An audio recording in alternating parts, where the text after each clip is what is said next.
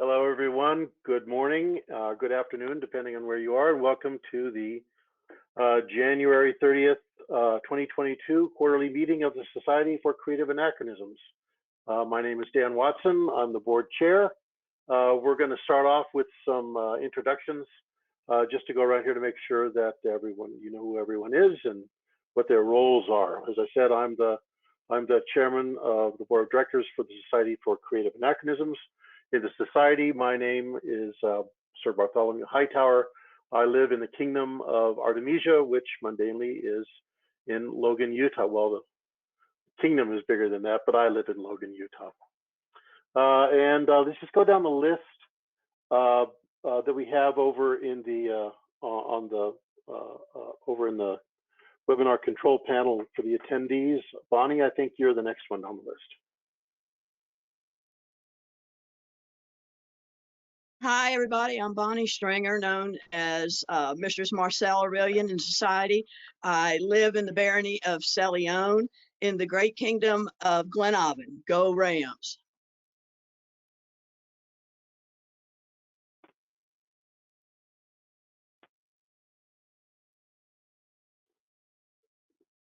Bridget, I think you're up, and you're muted.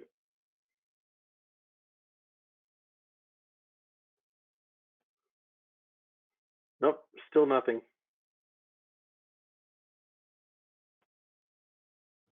Good morning, everyone. Good morning, everyone. My name is Bridget Costello.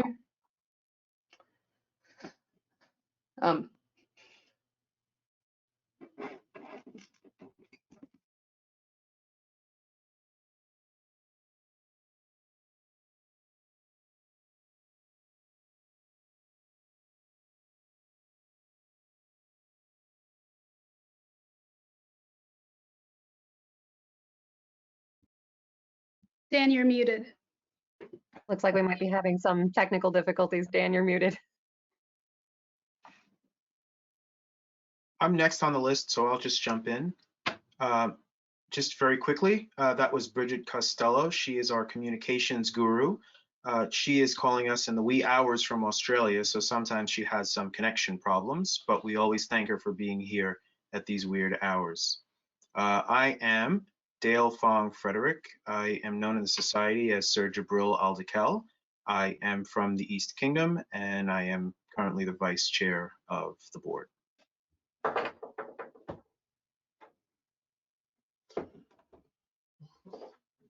Okay. How about now? Can anybody hear me now? Yes. Oh, there we go. Okay. I apologize. Something happened. I dropped off for just a little bit. I think got just the end of Dale. Bridget, are you speaking? Can you try again? Can you hear me now, Mr. Director? Excellent. So greetings to everybody from Lockhart. And thank you, Dale, for the very kind introduction. And I think I'm up next. Hi, I am Gigi Colson, known in the society as Maestra Jata Alberti. I'm the ombudsman for Athelmark, Avacol, Eldemir, Lockach, and Drachenwald, as well as the DEI officer. I am very happy to be here today, and I look forward to hearing all the reports. Good morning. My name is Jennifer Krochmal. In the society, I'm known as Duchess Kalisa Alexandrovna. I live in the Kingdom of Atlantean, which mundanely is Maryland and the DC area. I am the ombudsman for the kingdoms of Callantyre, North Shield, Outlands, and for IT and Communications Committee. And I am looking forward to hearing everything today. Microphone. Good morning, everybody. My name is Jennifer Smith. In the SCA, I'm known as Magistrate Emma de Featherston. I live in the province of Moonshadow in the brand new Principality of Vindheim in the Kingdom of Ansteora. And I am the Society Herald, otherwise known as Laurel, Queen of Arms. Hello. Hello, I'm Liz Schreier. I'm known in the society as Mistress Elisa Enindirmata. I am the Society Seneschal, and I live in the Kingdom of Callantyre. I live in St. Louis, Missouri. The kingdom, of course, is more than that, but that's where I live. And I'm happy to be here today. Hi, I'm Louise Ducray. I'm the VP for Corporate Operations. I live out here in San Jose, which is only a mile from Milpitas. I'm known in the society as, wait, who am I talking to on the phone right now? And I'm happy to be here.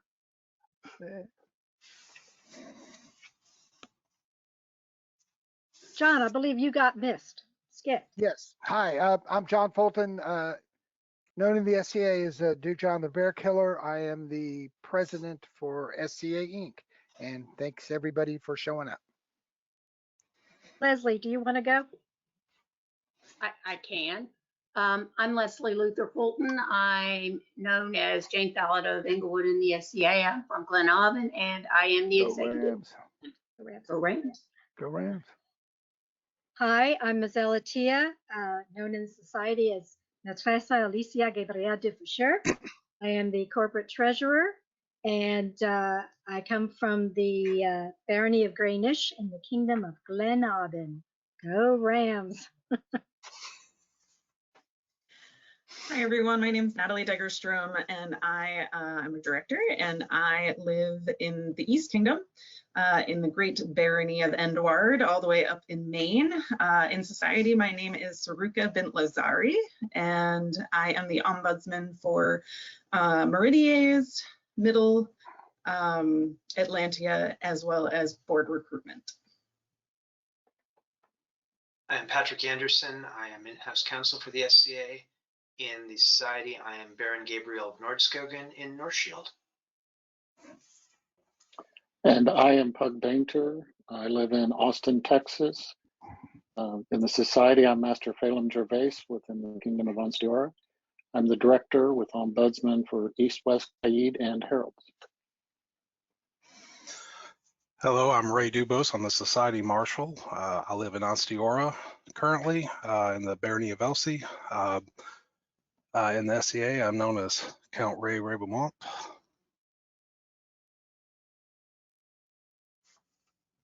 Hey everybody, I'm Ross Regner. In the society, I'm known as Count Bart. I'm from Meridies, Mundanely, Alabama, and super excited to be here. Hi, I'm Mundanely Sarah Noble McGee. I'm your Society Minister of Arts and Sciences. In the society, I'm known as Magnifica Hildegard Bergerain.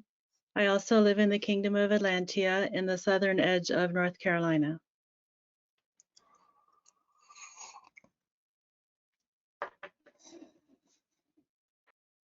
Hi, I'm Casey Shepard. I'm the new director-elect.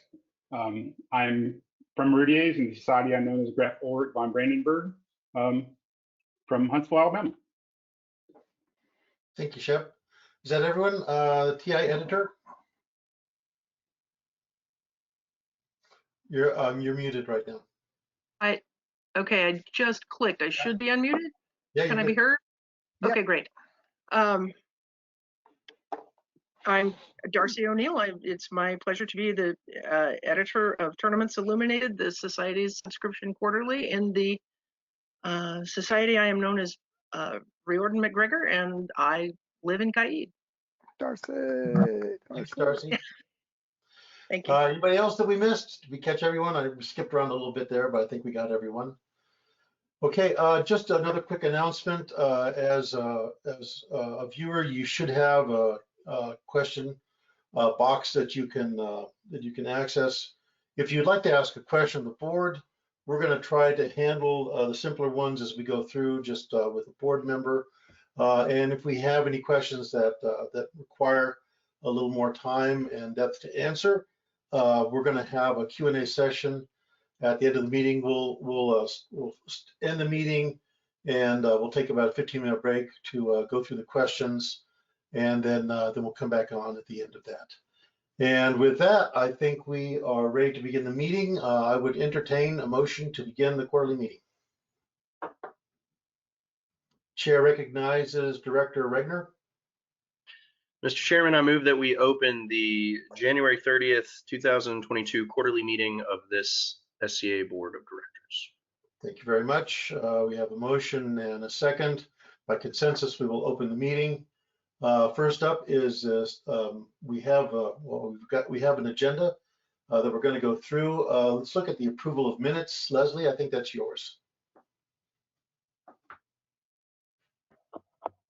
Okay, Mr. Chairman, I would like to present the October 24th, 2021 quarterly meeting minutes, the October 27th, 2021 conference call meeting minutes, the November 29th, 2021 conference call meeting minutes, the December 13th, 2021 special meeting minutes, and the December 28th, 2021 conference call meeting minutes for your approval. Thank you very much, Leslie. Just as a note to the viewers, we have had an opportunity to go over and revise and correct these minutes as we go through. And so unless there are any last minute changes, I look for a motion to approve these. Recognize Director Colson. Mr. Chairman, I move that we approve the meeting minutes as presented by the executive assistant. Thank you. Motion by Director Colson, second by Director Regner. All those in favor, please raise your hands. Thank you. Any opposed? Any abstentions? And the motion carries. Thank you very much, Leslie. Okay, let's take a look at recurring business, section 3. Liz, status changes. Thank you, Mr. Chairman. The Shire of Wingate, which is Shelby, Montana, and the Kingdom of Artemisia, the Kingdom Seneschal reported that they have been advanced from incipient to full status. That is a kingdom decision, but it needs to be recorded in the minutes, so I would ask the board to take note of that. Thank you. Board notes this. And that's all for that. Okay, let's move on to I see there's nothing under B, status changes requiring board action. Louise, the quarterly meeting schedule. Yes, so we are still on for our next 3, April 24th, July 24th, and October 16th for the next quarterly board meetings, to which will be invited all directors and corporate officers. Do I go to the conference call schedule as well, or do we do them one at a time? No, I think we could just look at these. And are there any objections to these dates from among the board members? Then by consensus, we'll accept this schedule for the February and March conference call schedule. All right, and then let's move ahead to bank account authorizations. Okay, they I would say all pending have been handled at this time. There are a few in the queue. We have had quite a lot, so there are a few in the queue, but they are all in process. Okay, thank you very much, Louise. Section E, Leslie, do we need to take a look at any of the warrants, or are we going to handle those offline? I can just briefly tell you that we have approximately 6 deputy warrants from the Society Marshal and a warrant for a deputy, I believe, from the Minister of Arts and Sciences. Those will be forwarded to you under separate cover for your review. Okay, thank you very much. And also in that, under, I think it should be item F under recurring business, ongoing projects, board recruiting. Natalie, do you have anything that you want to report here? Sorry, I was muted. Board recruiting is going well. We obviously have elected our next person to be stepping up, which is KT. We're very excited to have him, and we're always looking for folks to add to our nomination list, so please consider folks in your local group. You don't have to be a peer, you don't have to be in any particular office. We're looking for people with diverse backgrounds who have strengths in leadership, communication, and that sort of thing. So please consider nominating someone that you know, or maybe even yourself. Thank you. Thank you, Natalie. And LF, do you have a report on board representation? at this point, because there's a travel hiatus, we have no business at that point. Okay, thank you very much, Letty. Okay, let's move on to section 4, old business. Mizelle, 2022 budget.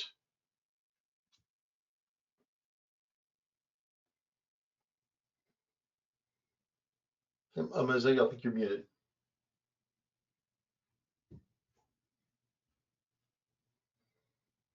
Sorry about that. Okay.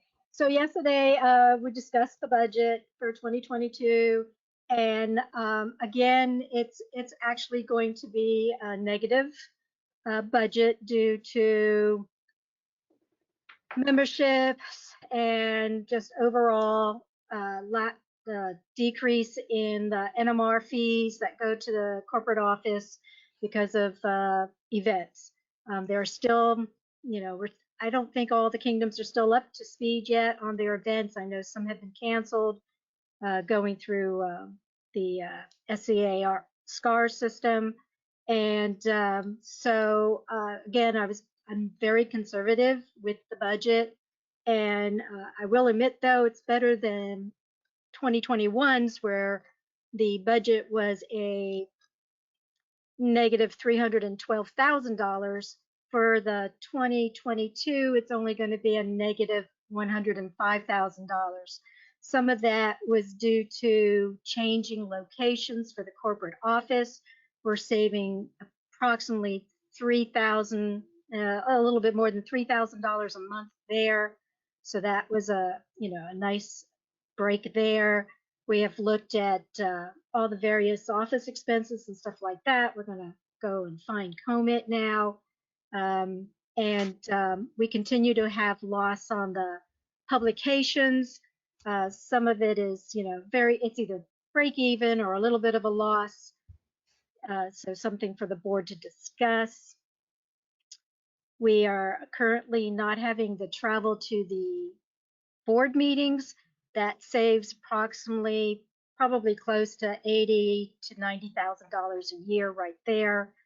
So, every little bit we're trying to tweak and watch and maintain, and we just have to see what we do. We still have a nice size investment fund that we can draw from if needed.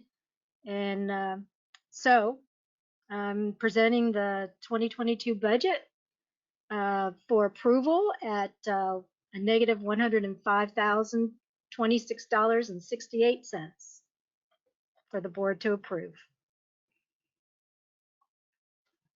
All right. Well, we've had the board has had a chance to look over the budget. We discussed it in detail in the planning meeting yesterday.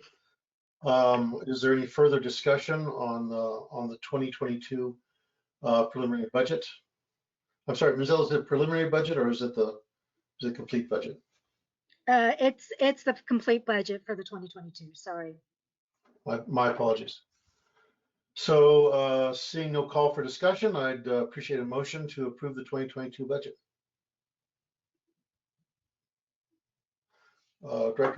Chair recognizes Director Von Frederick.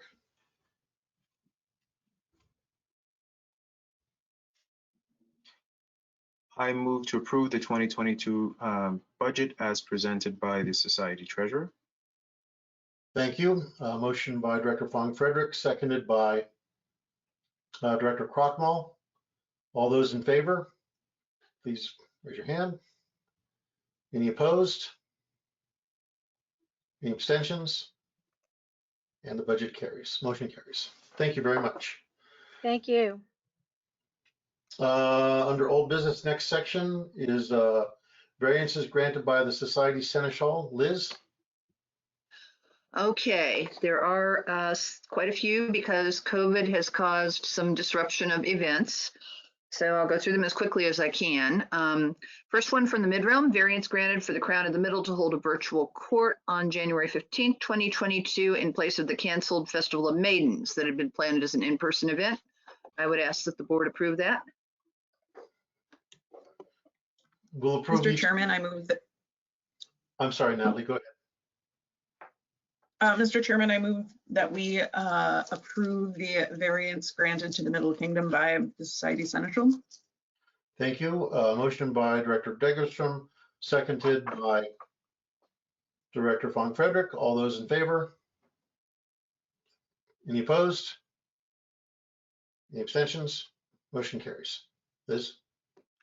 Okay, next up is Onsteora. Variance granted for the Crown of Onsteora to hold a virtual court on January 1st, 2022 in place of the canceled Steps 12th night event. Okay. Director Von Frederick? Mr. Chairman, I move to approve the variance granted to the Kingdom of Onsteora by the Society Seneschal on December 30th, 2021. Thank you. Motion by Director Von Frederick, seconded by Director Banker. All those in favor? Thank you. Any opposed? Any abstentions? Motion carries, Liz. Okay, I granted a variance for Onsteora to delay its Crown tournament, which was scheduled for this month in accordance to their Kingdom law until they're putting it off to a date when it's safer to hold the event. This variance also includes that if they reschedule it without enough notice to have a normal newsletter publication, they can put it on their website and so forth. They'd already met the requirements for the COVID royalty to be replaced by January 31st. So this is simply a variance to their Kingdom law. Thank you, Liz. Dale Von Frederick. Mr. Chairman, I move to approve the variance granted to the Kingdom of Onsteora by the Society Seneschal on January 4th, 2022. Motion by Director Von Frederick, seconded by Director Banker. All those in favor? Thank you. Any opposed? Any abstentions? Motion carries. Okay, next is Drachenwald. I granted a variance for them to hold a virtual coronation ceremony on January 8th, 2022, due to COVID restrictions in a number of countries in the Kingdom. Okay, thank you. Motion by Director Colston. Go ahead. I'm sorry, Director. I recognize Director Colston. Thank you. Mr. Chairman, I move that we uphold the variance granted to Drachenwald to hold their virtual coronation on January 8th, 2022, granted by the Society Seneschal on December 31st, 2021.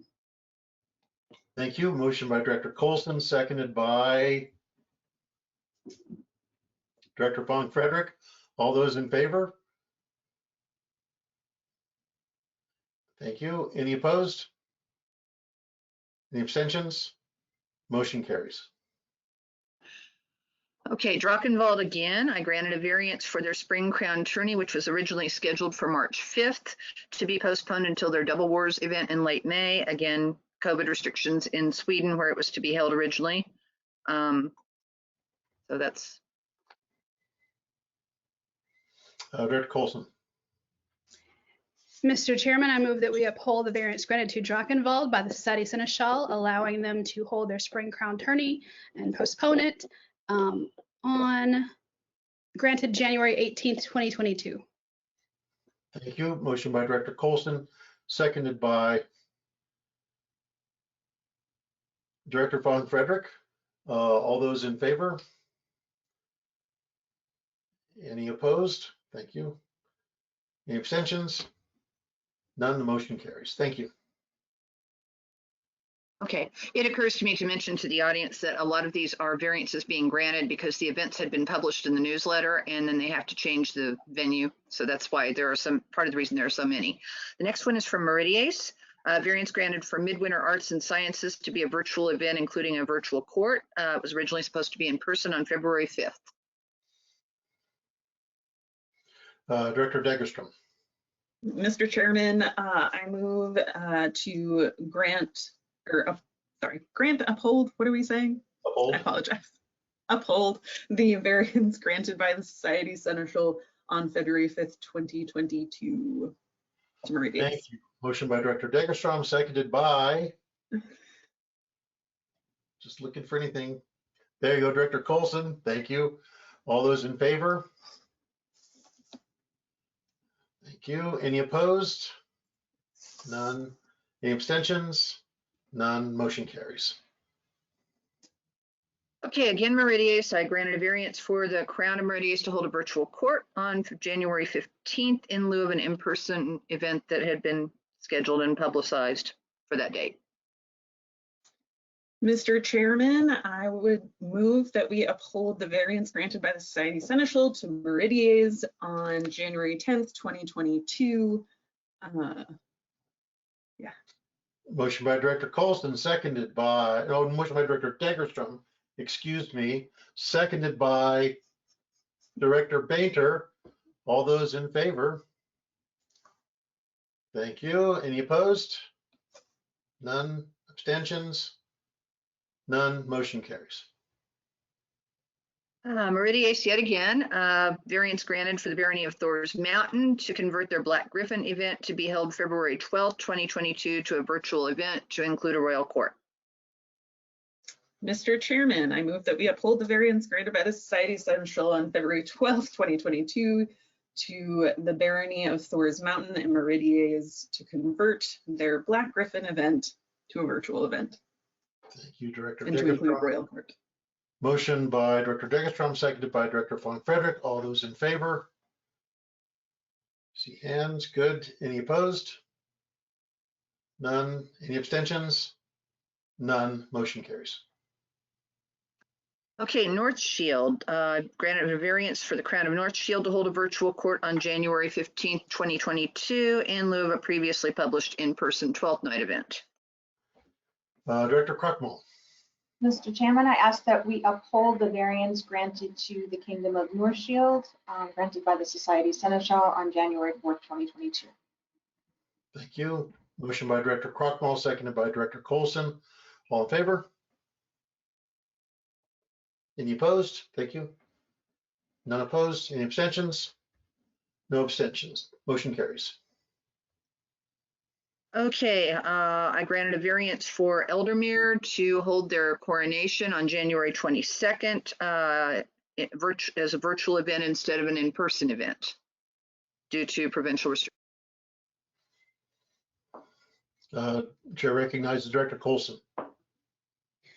Mr. Chairman, I move that we uphold the variance granted on January 5th, 2022 to the Kingdom of Drachenwald by the Society Seneschal, allowing their January 22 coronation to be a virtual event. Excuse me, Eldermere. Director Colson, seconded by, oh, I'm sorry. What was that? So moved, Eldermere. Eldermere, thank you. Motion by Director Colson, seconded by Director Bainter. All in favor? Thank you. Any opposed? None opposed. Any abstentions? No abstentions. And just, I understand if you're listening that this, it seems a little tedious to go through all of these one by one, but it's important that we examine each one of these separately and we look at, they are all variances to corpora, and we do look at them and have an opportunity to ask questions and discuss them in the planning meeting. But with COVID, we understand that it's just difficult to plan long-term and to satisfy all the requirements in kingdom and corporal law. And so that's why we take a look at these one at a time. Liz? Okay, I granted a variance for Atlantia to have its Kingdom 12th night virtually instead of a live event on January 15th. Mr. Chairman, I move that we uphold the variance granted by the Society Seneschal on January 5th, 2022 to the Kingdom of Atlantia to move their Kingdom 12th night to a virtual event. Thank you. Motion by Director Degenstrom, seconded by Director von Frederick. All in favor? See hands. Good. Any opposed? None. Any abstentions? None. Motion carries.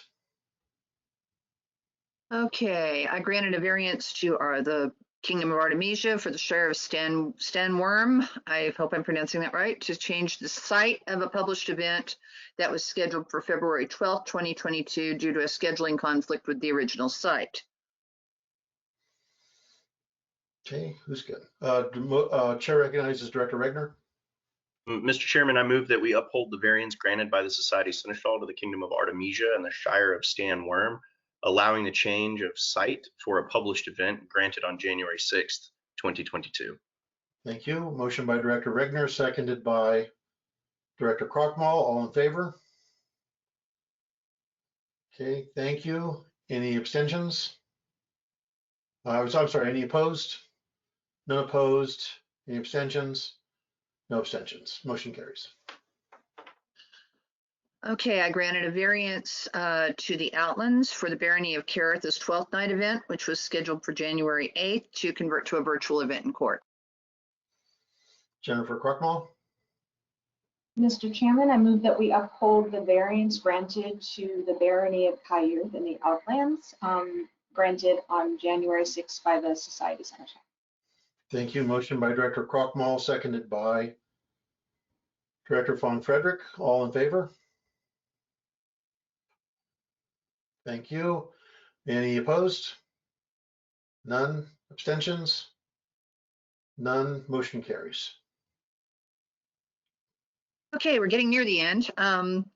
This was to the kingdom, a variance granted to the kingdom of Ethelmark. Ethelmark Kingdom law has a law regarding officer terms and a limit on them. This was specifically to allow the kingdom Shadland to remain in office for an additional year because they had a designated successor who proved to be unable to serve in that office. So they have to seek another successor. Okay, thank you. Who's got that kingdom?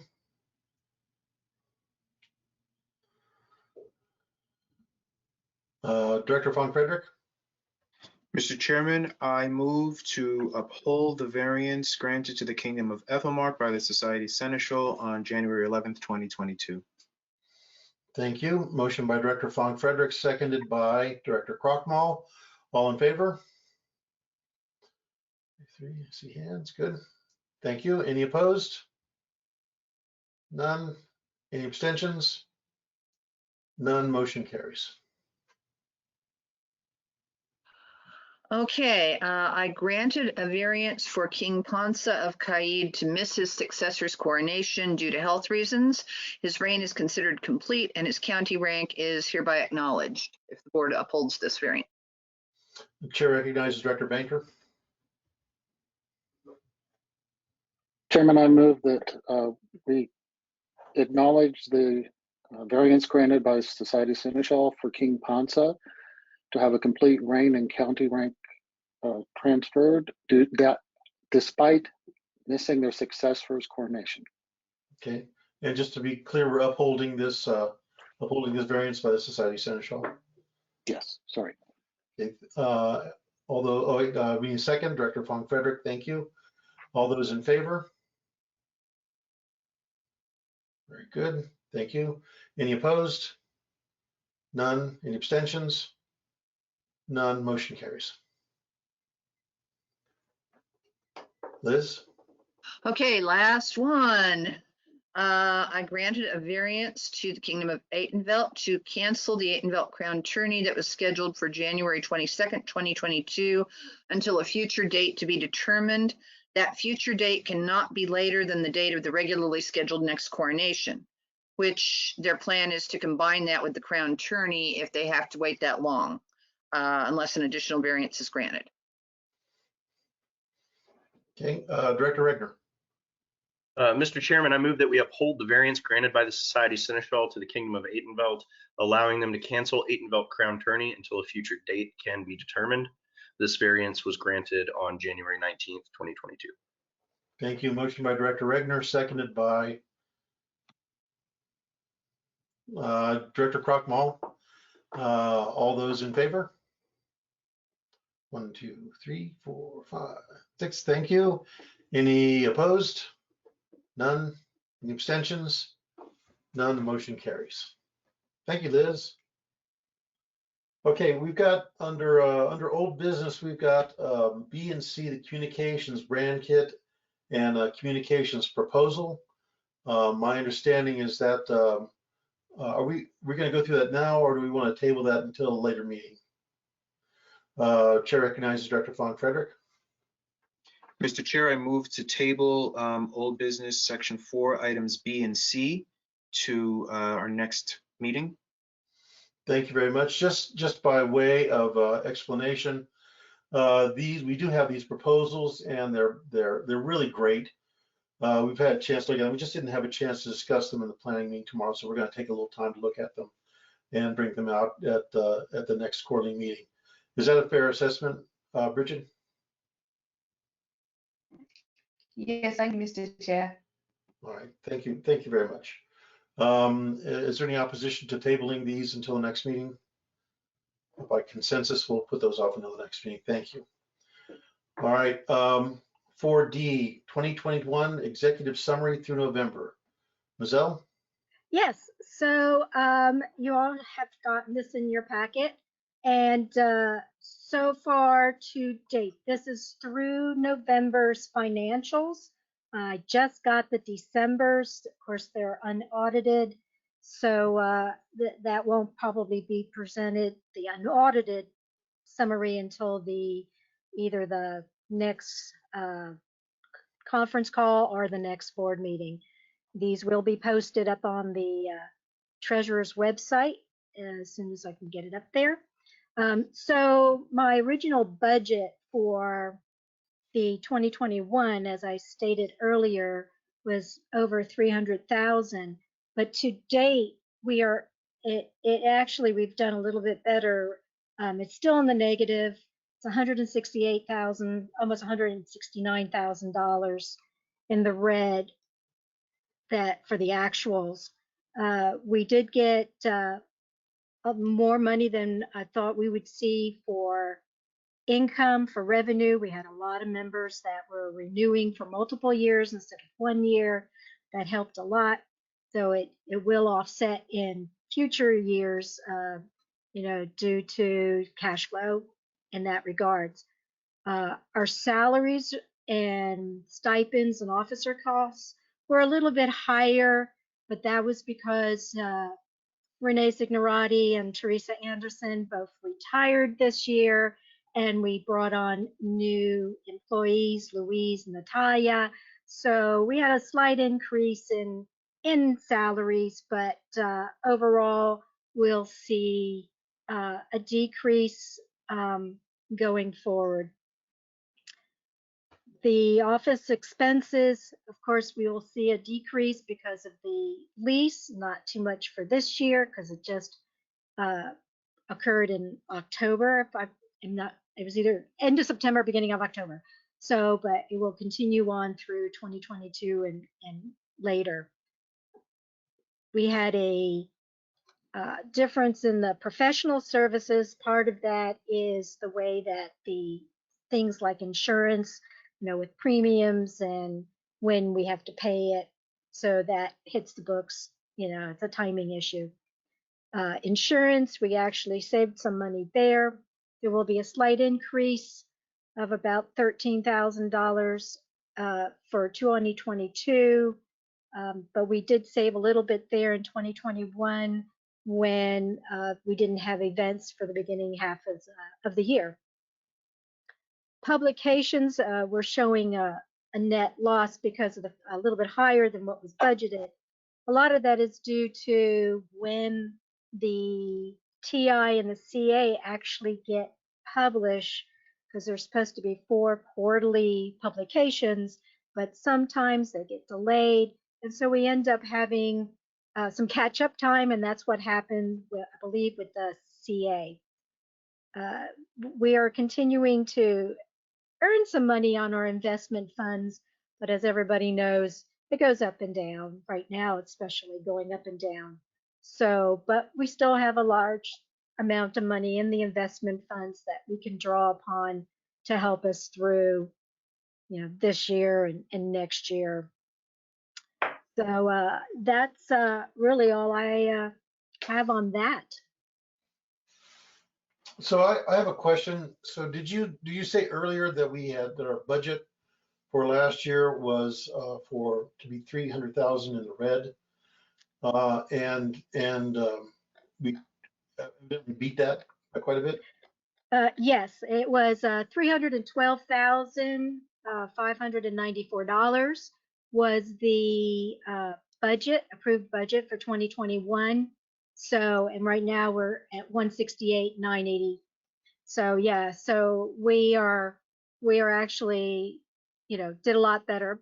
Not quite half, maybe about a third better than what we thought. And I think a lot of that had to do with subscriptions are still strong. People are still getting paper newsletters, and the TI and the CA that continues to be strong. People renewing for multiple years instead of, once a year. So, it's the little things like that that has helped us through. We've seen some donations during the course of the year. We do have the Amazon Smile donations that we get, and I believe John can tell you how much we've gotten on that. And so yeah, so it's every little bit has helped. And so, maybe not a complete victory. We'd be operating in the black under the best of all circumstances, but it's not as bad as we feared it could have been. So we have good planning to think for that, as well as the support of the membership that have continued to have confidence in the organization through these COVID times. And I, for one, am very grateful for that, and I know I speak for all the board members and society officers when I say thank you for having your trust in us.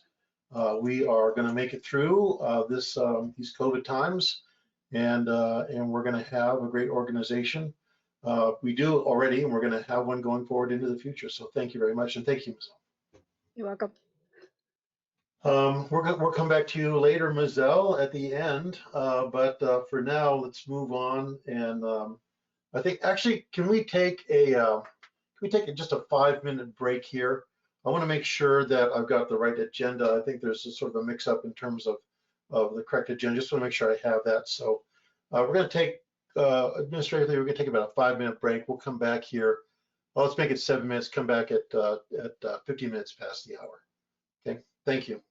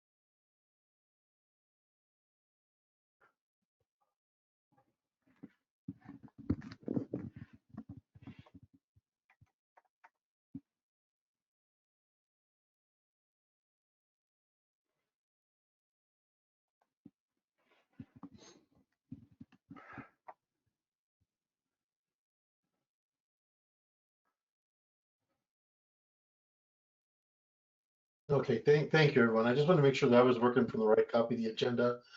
And I think we're getting a good copy out to the, we're going to getting an updated copy out to the participants that are watching. And I'm just looking for new business down here. Do we have a new business section? Hi, Dan. So what happened is that Microsoft Word and its endless quest to help me tabbed the new business header section a couple tabs forward. So if you look, there isn't. There it is up there. Oh, so we were, okay, I see it now. Yes, sorry about that. It's the simplest things. That helps a lot. I see it. Well, it's amazing how useful tabs are when you're searching for the right thing.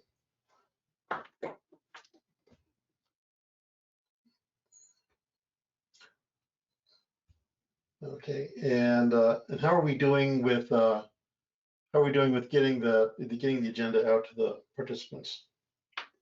Yes, the handouts tab is having some problems, so we should be posting it. Thank you, Bridget. It should just be coming out in a second, so it will be available for everybody to follow along.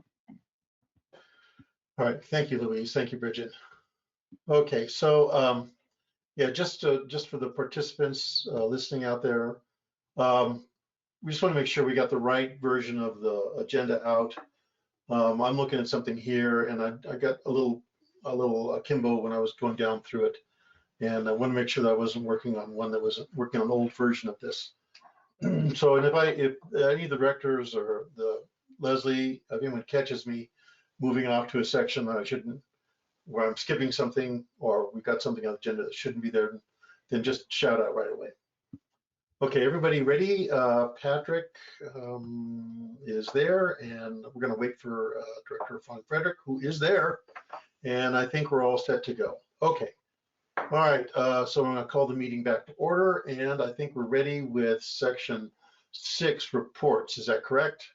We got some nods, got some nice nods there. Okay, John Fulton, President of the SCA. Just making sure my mic is on. Hello, everybody. I'm working through 4 or 5 different tabs. I've had some sudden changes in this stuff, so please bear with me. This is my report for this quarter. I have 2 requested board actions. First is requesting that the board approve the Society for Creative Anachronism Limited new affiliate agreement. I got in touch with all the affiliates and asked them to change their payment date for their membership, $3 membership fee to us to January 31st. They've all been great. The Australian affiliate came out with a new agreement, which they most assuredly can do. I've sent it out to the board. If you have any questions on it, and there are a couple things that are a little bit different, a little bit new, but I have discussed this with them. Most of the things that they've changed have to do with like agreements they have to make as separate entities with universities and colleges to have groups there. And the other issues deal mainly with insurance. Insurance has been a very important thing for them as it is for us, and their requirements for what they deem to be members at events, especially if people live in Australia. They've made a couple changes to that. So if you have any questions, please ask me. If not, I would like to sometime after the meeting send the document around to have everybody signed, if the board approves it now, and send it back to them. So I believe we need a motion to approve the new affiliate agreement. Is that correct, John? Yes, yes. Let me get to it. Affiliate agreement, red line. There we go. Yeah, I would. We do need a motion by the board to approve the new affiliate agreement effective on this date between SCA Inc. and SCA Ltd. Okay, I would entertain a motion to approve the new affiliate agreement for the Society for Creative Anachronism Ltd. Chair recognizes Director Von Frederick.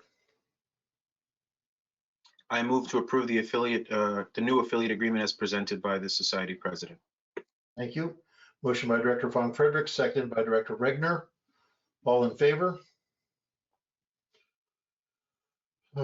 Thank you. Any opposed? Any abstentions? No opposed, none abstentions, motion carries. Thank you very much. I will say that Australia, all of our affiliates, we have a very good working relationship. They don't,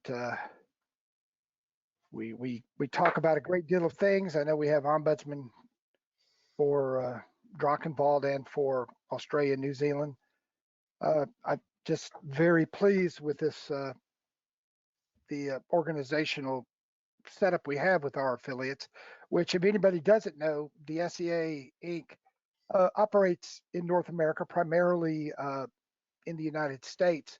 There are other countries throughout the world that need to do business separate from our incorporation setup. So they, inside of each country, have their own boards, handle their own membership, work out a relationship, a contract, if you will, an agreement with the board, with our board here. And we all accept and share the same set of rules, corpora, and they handle everything legally and we handle everything legally. And they give us a slight fee per member as our affiliate. And it all works pretty darn well, considering there are 8 or 9 different countries involved that have to handle all kinds of legal issues. Thank you. Thank you, John. Thank you. The next thing, I request the board remove the section Corpora 10, grievances and sanctions B, grievances from Corpora, just that section. Corpora 10, grievances and sanctions B.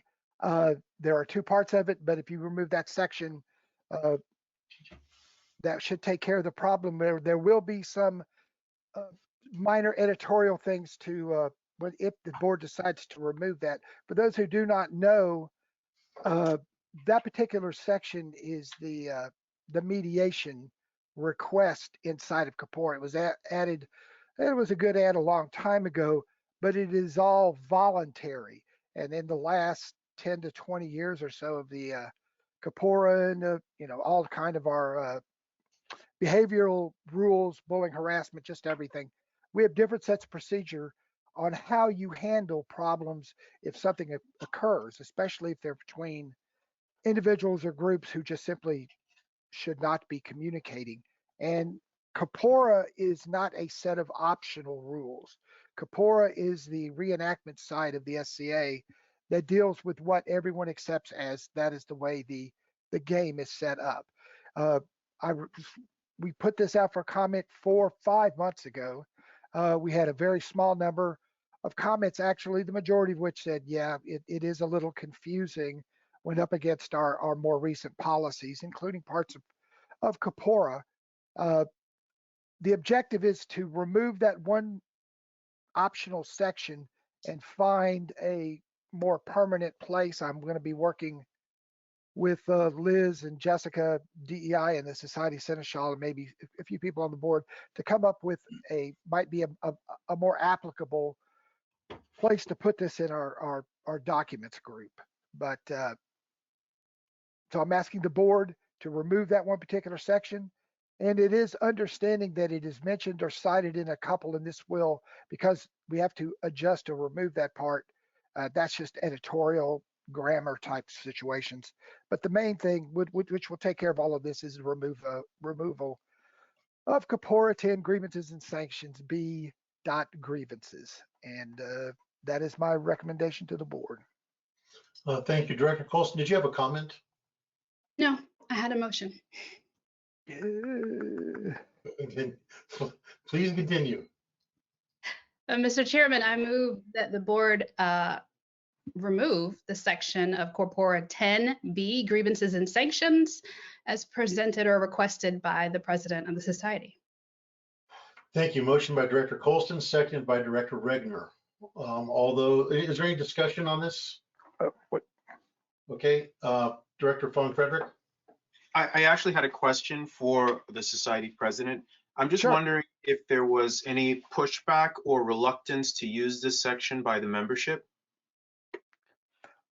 What we have had in reality, no, there's, I'll be honest with you, what has been occurring when it is cited, rarely, if at all. And again, we must have had no more than 10 comments over the 4 or 5 months. When it is used to state that if you have a report about somebody for bullying and harassment, our procedures say you may report that. It is looked at either, by the kingdom or by the society, and invariably somebody will come back, well, they did not follow this procedure. But this procedure is not in reality a procedure. It is totally voluntary. And we have to go back and have to explain again, and Liz can back this up again and again and again, of why this part exists in corpora when it, was added 30 years ago and was always meant to encourage interaction. And there's a series of 6 or 7 things in there that are suggested that are literally almost never used in any conflict that I know of. It's just, it's a guide, and a guide should exist perhaps in a handbook. A guide should exist perhaps in our DEI area of our rules. It should not be part of corpora in which it's just not used. And like I said, we had maybe 8, maybe 9 comments.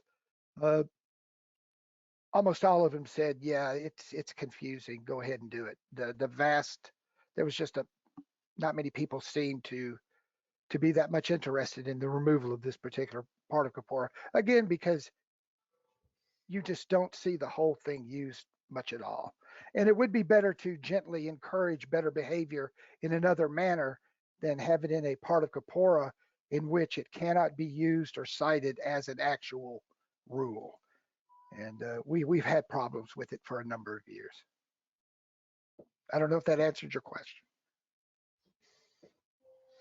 Good. Any additional discussion? Okay, I think we're ready to move toward a vote on this. All those in favor of removing the section? Oh wait, no, we do have a motion. We do have a second. All in favor of the motion to remove corpora 10 grievances and sanctions B grievances from corpora, please indicate by raising your hand. 6, thank you. All those opposed? None opposed. Any abstentions? And the motion carries. Thank you, John. Thank you. And again, I remind everybody the table of contents is part of the editorial change, but changes like that in corpora, which adjust for removals or additions, or do not need to be voted on anyway, because it's simply grammar corrections. No policy interpretations, new policies, none. Commendations, and I'm going to read this first because if I don't, I will not read it. This is from Renee and Teresa, who are outgoing people who ran the office in Milpitas, now done by Louise and Natalia. They wanted me to read this for them. We would like to send our thanks to Mizelle, the SCA treasurer, for many years of service. For those who do not know, Mizelle is retiring. She has guided all of us through some serious financial difficulties with sound advice on managing the situations, as well as preparing and overseeing the SCA annual budget year after year. She's been nothing but kind and helpful, no matter how many questions or requests we threw at her. We not only relied on her for internal advice, but we also asked her to be a source for Kim Fry, the SCA CPA, when dealing with the Kingdom's tax filing preparations. She refined the process, offered hours of assistance to the exchequers, and been able to send all the compilation reports to the CPA well before any deadline, saving the SCA thousands of dollars a year in late fees. The good thing is that she will continue to manage this as an accounting specialist, which is a side position from the treasurer. Mizelle, we truly enjoyed working with you. you helped us whenever we asked, and you became a cherished friend. And it's from Renee and Teresa. So that's from them. My other commendations, I would like to commend the outgoing SCA Minister of Arts and Sciences, Richard Lamont, for his 4 years of good and dedicated work. Richard expanded the concept of the known world events to create multiple such events in many areas of the SCA. He did so using the rules as presented in the Society Seneschal's Handbook in a fiscally responsible manner, while at the same time allowing teaching, learning, and sharing to be available to many people. I also enjoy those times when our discussions took a more eclectic turn. Thank you, Richard. I also have a commendation for Mizelle, but Renee and Teresa's more than covered my poor words, but thank you, Mizelle. My last commendation is for Stephanie Seitz. Mistress Ariana Stefana Falcone is the outgoing society chronicler. I want to commend her work and offer my respect for continuing to grow and encourage one of the areas of the society that helps justify our existence as a not-for-profit organization. In a world that spreads out in all directions, Stephanie has kept our needed focus on good communication and accurate information, stressing that both are a right and a benefit of the SCA. Stephanie has been a voice for excellence for those writers, editors, artists, and hardworking people who should be recognized and respected. She's a proponent of remembering what we do well and seeing that we continue to do such things in the future. Thank you, Stephanie. My publishable summary, the SCA along with the world is still struggling with the Omicron variant and how will it affect our events and functions. I urge everybody to take a look at the SCA.org website about the COVID safe policy. It is occasionally updated. I also urge everyone to check with your Kingdom Seneschals on new changes or interpretations.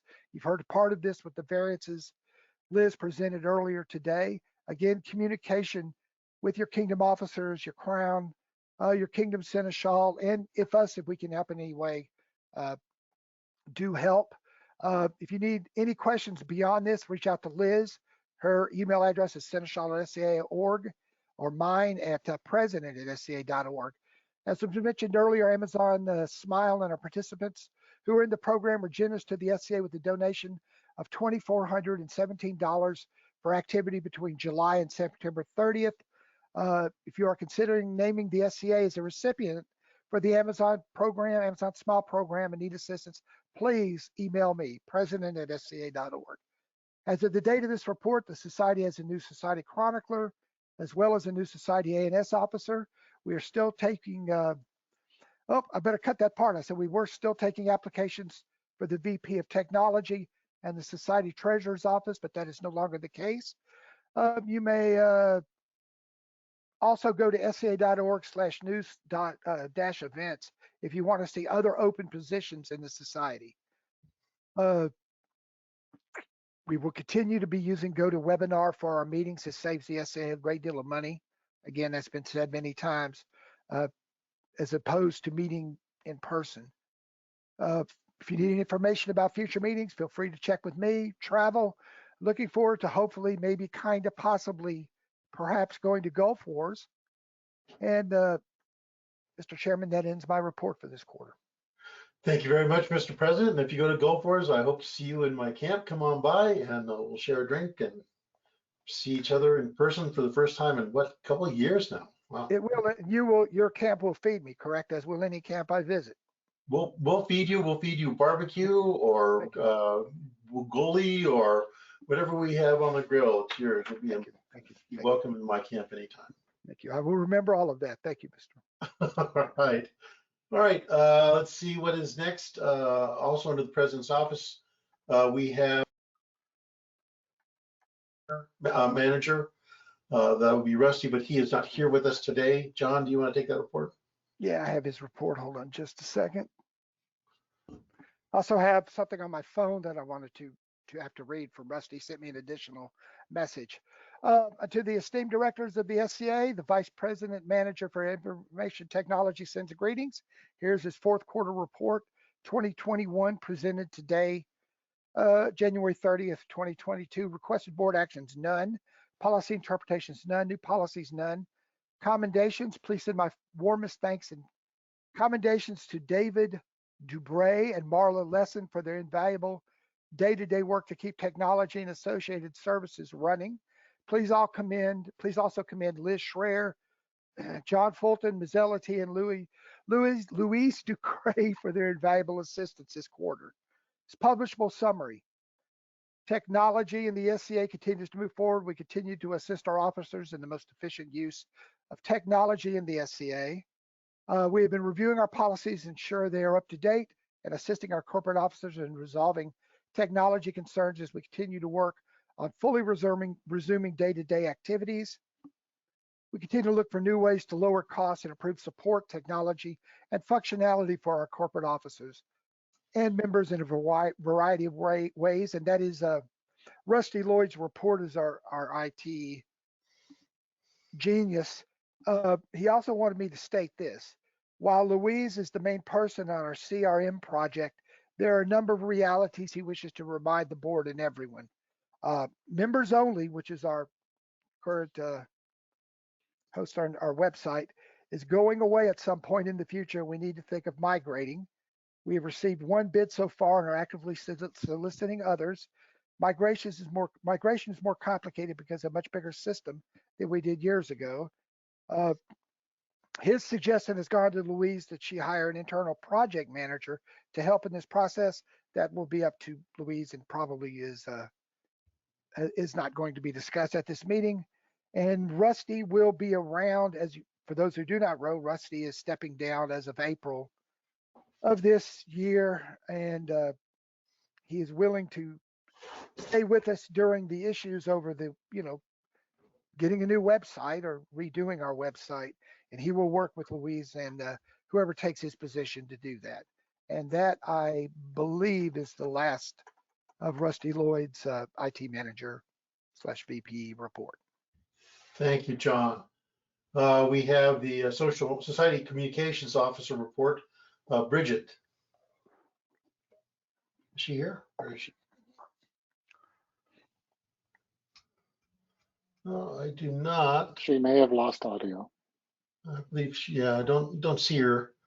John, do you want to handle her report, or should we push up until later? If you would give me just a second to look it up, if we could put her off to see if she comes back and for me to find it and bring it up on my screen, because I'm not quite ready for that. She's dropped out and is coming back in. She messaged. Oh, bless you. Thank you. Well, while she's doing that, let's skip over down to 6A. I'm back.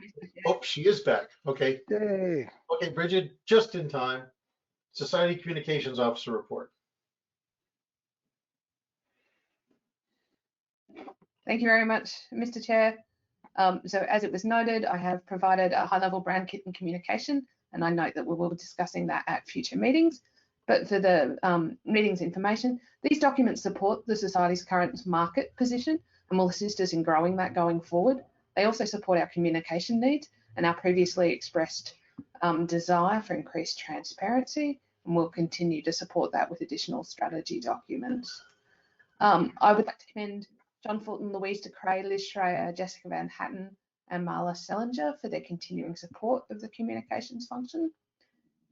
With the help of Louise, we have claimed the SCA Inc. LinkedIn page, and a content plan is currently being established for that page.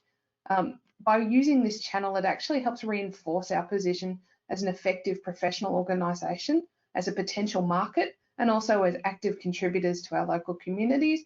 And this kind of presence helps us when we do things like look at grant applications and support sort of our position in the community. Meetings with corporate and society officers to clarify their communications needs are in the process of being scheduled following a number of the office changeovers. We are currently developing a communications calendar, and this will be presented at the February conference call.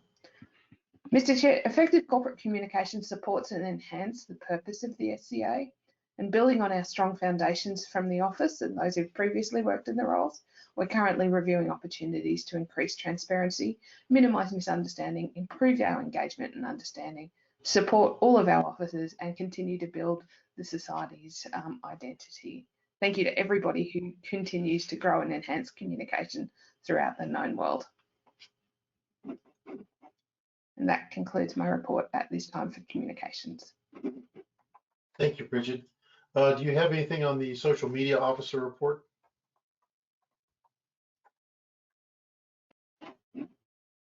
So I do, just let me swap tabs. So I would commend, we have a bit of a list of commendations, which is not surprising given the fact that we tend to operate in a very active ethereal world. So I would commend to the board's notice all of those who are assisting in the creation and enabling of hybrid events. So those events where people are combining a virtual presence with in-person experiences. We continue to hear a lot of feedback about this.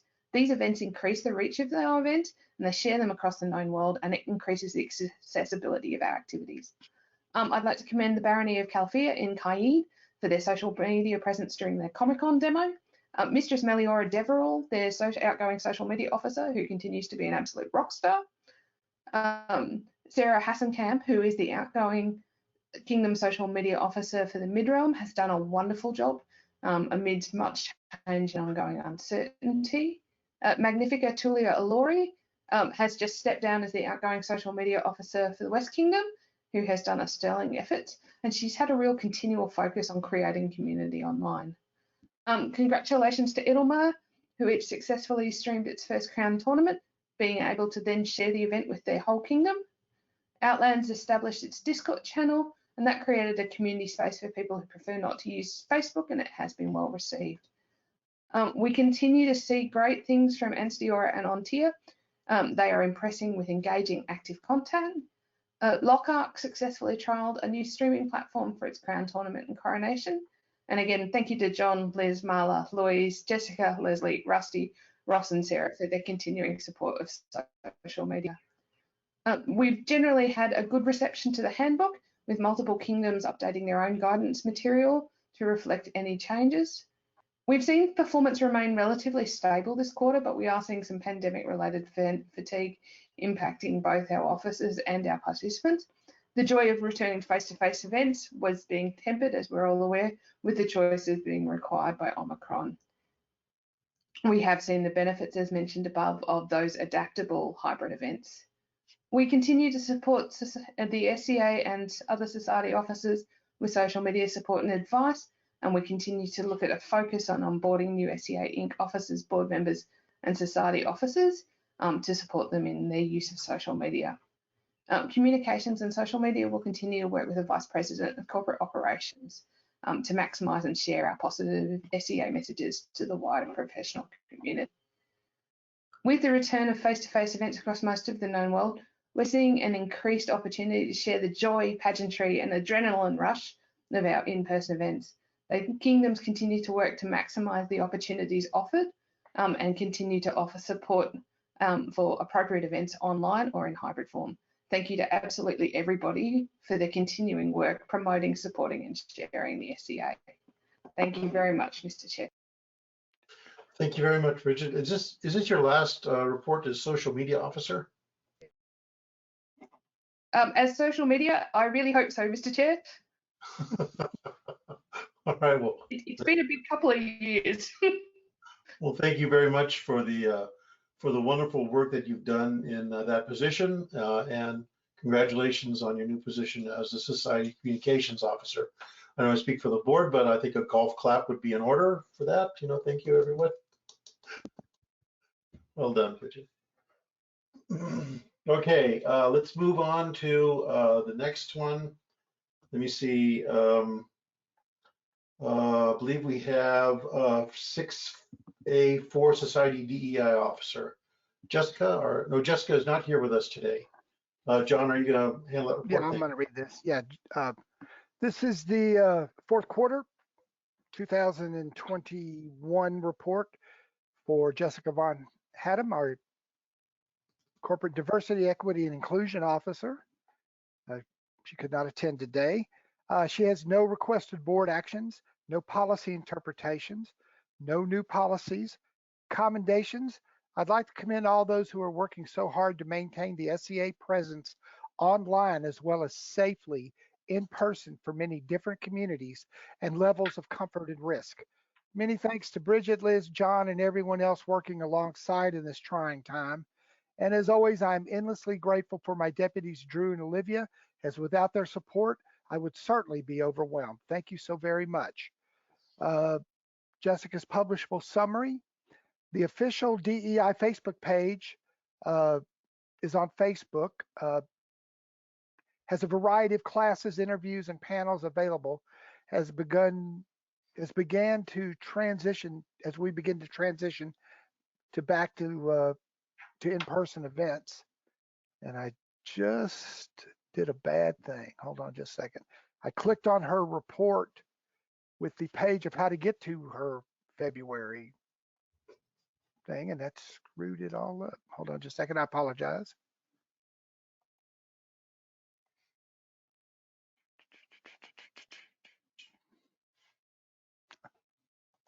So I've well and truly messed this up. Hold on just a second. I'm sorry.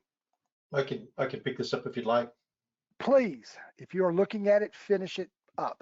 Sure. She continues to teach various classes on topics related to DEI, as do our many Kingdom DEI deputies, officers, council members, and many others. Please don't hesitate to reach out to Jessica if you would like to know more about when these might be, or if you're interested in scheduling these for your area, and she will do her best to facilitate this. No travel at this time. She would like to request that her budget be available for proposal. She would like to attend some upcoming wars in the summer, circumstances allowing. That concludes the report of the DEI officer. Thank you, Chairman. I again apologize. This is a cautionary tale on not clicking on a link in the middle of reading a report because the report goes away. Thank you. It's a team effort here, John. Thank you. Thank you. So moving on, let's go to 6B, Vice President of Operations, that's a Society Seneschal, Liz. Thank you, Mr. Chairman. My requested board actions have already been dealt with, that being those 16 variances that the board upheld. I do have a policy interpretation, a corpora interpretation. A question arose regarding the status of edicts by the Crown and whether they could temporarily override kingdom law for the duration of a reign. Corpora 1A3 lists precedents of law within the society. There's an 8-point list, and it starts out with the corporate policies, bylaws, corporate policies, corpora, all that. Goes on to the 5th item on the list being kingdom law within the kingdom that enacts it. The 6th item on the list being decision of the Crown within the kingdom and for the duration of the current reign. As an edict is pretty clearly a decision of the Crown, it comes after kingdom law in the hierarchy of SCA rules. And further, if you look at Corpora 4E, royalty limitations, it has as its very first point the statement, royalty are subject to all current society rules and kingdom and/or principality laws. So Corpora is really clear on this subject. It doesn't really require interpretation so much as just reading what's there. Royalty may not act or instruct their populace to act in ways that are contrary to their own kingdom laws. They have the right to change a law with which they disagree. There's procedures spelled out in corpora in their own kingdom law to do that, and if they follow those procedures, they can certainly change a law, but they can't temporarily override it. Say we're going to ignore this for the duration of our reign, and then it's back in effect. If for some reason they need to change a kingdom law or ignore a kingdom law for the duration of the reign, that a temporary override is needed, then they have to request a specific variance from my office. That has been done quite a bit during COVID, mostly in regard to things like publication requirements for events and events that are spelled out in kingdom law to happen at a certain date. But they can't just come in and say, oh, we're going to ignore this particular thing our kingdom law says for our reign just because we want to. I think corpora is pretty clear on that, and I would ask the board to uphold that interpretation. Well, do we need that? That doesn't sound like an interpretation. It is? Okay, all right, I will go with that. Chair recognizes Director Regner. Mr. Chairman, I move that we approve, that we uphold the policy interpretation submitted by the Society Seneschal as presented. Thank you. Motion by Director Regner, seconded by Director Krochmal. Any discussion on this? I'll put in a comment. It seems pretty clear to me. All those in favor, please signify by raising your hand. Okay, any opposed? Any abstentions? Motion carries. Thank you, Mr. Chair. You would think it was pretty clear. I'm sorry, forgive me, Liz. To be clear, I'm exercising my option to vote on that motion, Leslie. Thank you. Go ahead, Liz. You would think it was pretty clear, but sometimes it helps to spell things out for people. I have no new policies this quarter. We already dealt with group status changes. I have some commendations. I want to commend Paul Lancaster, Master Stephen of Durham, who completed a brief repeat tenure as Seneschal of Glenavon in October. Paul did a fine job of stepping in on an interim basis, including dealing with the reopening of the SCA to in-person events and the cancellation of the planned October Gulf Wars. In his quote retirement, he's an event steward for the next Gulf Wars that's planned for March of this year. By the time this is publicly read, Brent Moore, Master Gavin Connell of Greenlaw will have stepped down as the Seneschal of the West Kingdom, and as have all the pandemic kingdom Seneschals, Gavin dealt with the unexpected and unanticipated, as well as the normal duties of this office and served his kingdom well. I wish him well in his future endeavors. Also in January, Brandon Butler, Master Brian O'Hulliam, has stepped down at this point as the Kingdom Seneschal of Onsteora. Like Paul Lancaster, Brandon stepped into the office after being the emergency deputy, and like Paul, this was not his first rodeo. For more than a year, he handled the office with aplomb and professionalism, and I had the pleasure of meeting him in person at the recent Vindheim coronet tourney. I hope he enjoys his second retirement. And while all the investigators working for the Society Seneschal's office are very much appreciated and valued, 3 of them have done yeoman's work this quarter. Stacy Hall, Baroness Gwendolyn Nee Houlihan, I hope I got that right. Everett Wallace, Baron Kevin Ariel, and Jeriana Marquis, the Honorable Lady Vitruvia de Silla, have all done excellent work on some complex issues. Perhaps not so coincidentally, all 3 of them were recommended to me by Shep Shepard, Graf Ulrich von Brandenburg, my emergency deputy, who was recently kicked upstairs to be the new director-elect. And finally, I want to commend Kirsten Chow, Mistress Eleonora Graymore, who handled a surprise request with great aplomb and professionalism. I also have a lot of Kingdom Seneschal commendations. From the Seneschal of Drachenwald, she says, I wish to thank Baroness Tova Fron Ottemark for agreeing to become the next Drachenwald Kingdom Seneschal in June 2022. She will step down from her current position as Nordmark Principality Seneschal this winter. In this office, she has done fine work over the last few years, most recently helping to restructure and launch a new Nordmark website. During the time we have worked together, she has always been available when I needed information or advice about some business in Nordmark. She helped me considerably with all the variance paperwork needed for Nordmark during the pandemic lockdown. I have greatly enjoyed working with her, and I am glad she will be bringing her considerable skills to the Kingdom Seneschal position. She says, I also wish to thank Mistress Memorantia von de Linde for her hard work these past 2 years as the Arnemitsa Seneschal. She has always provided good counsel to better understand how the Barony of Arnemitsa and its affiliate organization operates. She writes particularly interesting quarterly reports and was able to find interesting anecdotes to relate on even when there were not many events taking place in the last year. She was also instrumental in getting the Drachenwald Law Council launched and organized. And from the erstwhile Seneschal of Onsteora, who just stepped down, he says, I would like to commend Rene Damour, Nathan Vickers, for his work in establishing the DEI office in Onsteora. He is about to step down, and I cannot thank him enough for his efforts in this office. I would like to commend, still from Onsteora, he would like to commend Torin Seven Stitches, Donita Orders, for her work as Central Regional Seneschal as she steps down from that office. He would also like to commend the province of Moonshadow, especially the event stewards Diana de Blythe, Sarah Schlegel, and Charles the Grey of Moonshadow, Charles Snyder, for their efforts in preparing the first coronet list for Vindheim, and I would second that. It was a wonderful event. I would like to commend Elsa Schemmer von Snockenberg, Libby Snyder as outgoing social media officer, as well as Marjorie Heron, Katie Gilroy, for taking the office over and exploring new avenues for recruitment through social media. Then from the Seneschal of Lockhart, I would like to make special mention of the following people in this quarter. Master Bartholomew Baskin, who's doing a fabulous job as my deputy and is now on a well-earned holiday in Drachenwald. Okay, I'm jealous. Master Emrys Tudor, for being willing to step into the role of Kingdom Seneschal until mundane work commitments came through and he was unable to take the position on.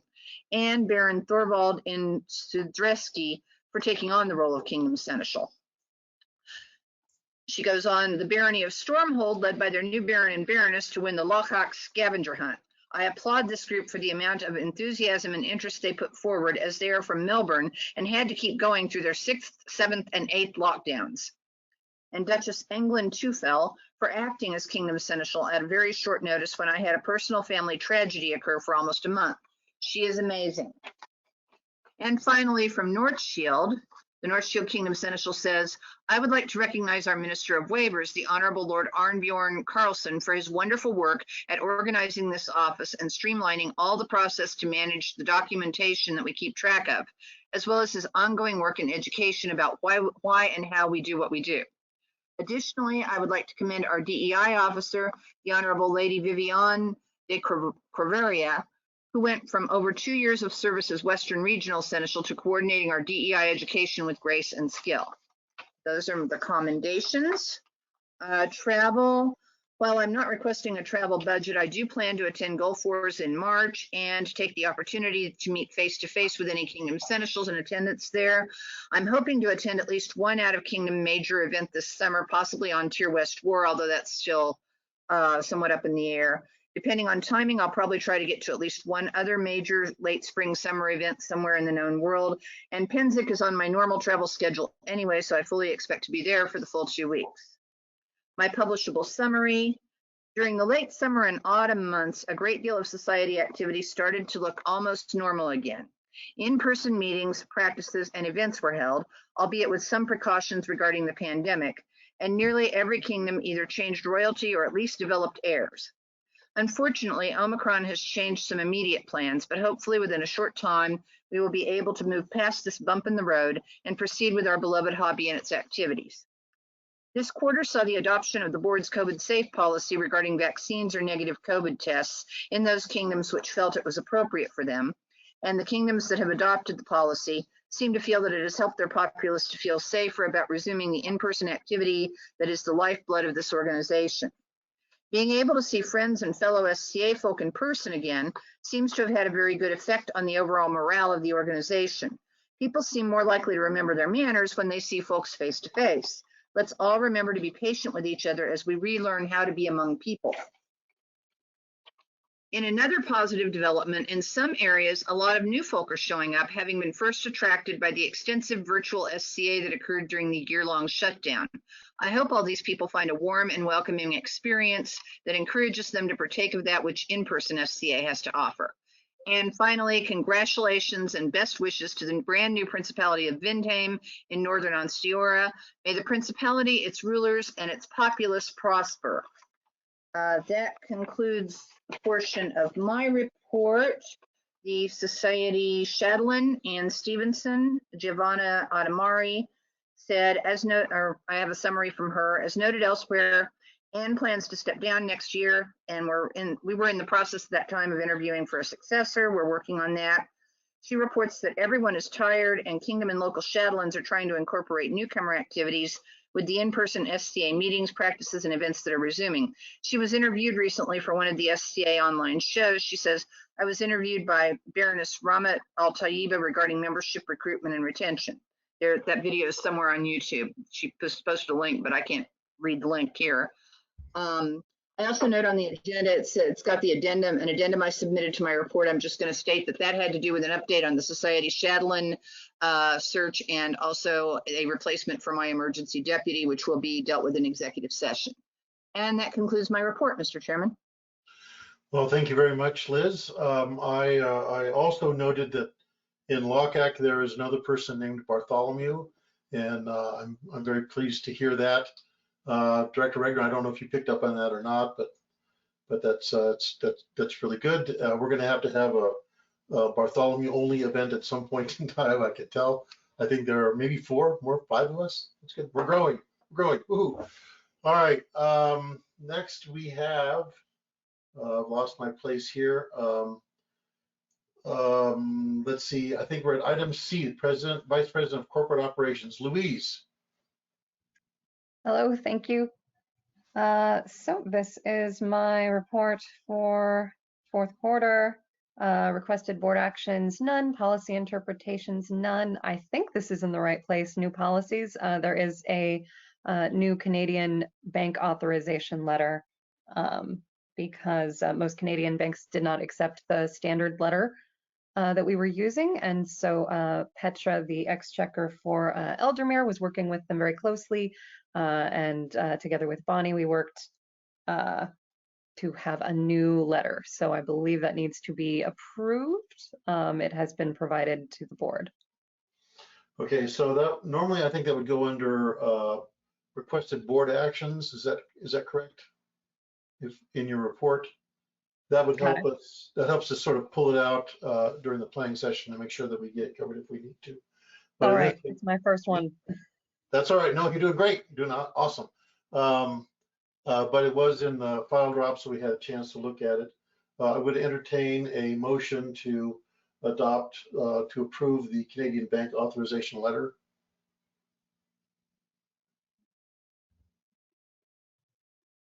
Chair recognizes Director Regner. Mr. Chairman, I would like to move that we adopt the Canadian authorization form letter as presented by Louise Ducray, VP of Corporate Ops. Thank you very much. Seconded by Director Colson. Any discussion on this? All those in favor? 4, 5. Oh, I've got part of you missing hand. I apologize. Can you see those hands again? Okay, good. Okay, thank you. Any opposed? Any abstentions? None opposed. No abstentions. Motion carries. Okay, Louise, continue. Thank you. That was thrilling. It was a neck and neck for a minute there. All right. So commendations. Everybody, honestly, has been so helpful during my first quarter here. But I particularly wanted to thank our webmaster, Marla, and social media, Bridget, for helping get the word out about, our updated contact information, our updated address, the fact that I exist, and that we have just basically a new everything. So that they've been helpful and also proactive, because I don't even know all the things that need to be changed. So thank you so much for that. General status report. I'll do the publication manager separately. We still have, unfortunately, had to suspend shipping to Australia due to the USPS having that temporarily suspended. In November, the trademark for Pensic War was renewed for another 5 years. That will go until 2025, and then it'll be only every 10. So this is as of January 1st, so not technically in the report, but the official PO box has been changed. Just so everybody knows, we will still be accepting mail, but please don't send it because we have to keep checking it. It is being forwarded for at least the next 6 months from the old PO box in Milpitas. The 2020 audit was completed in October, and the final audit report has been provided to the board.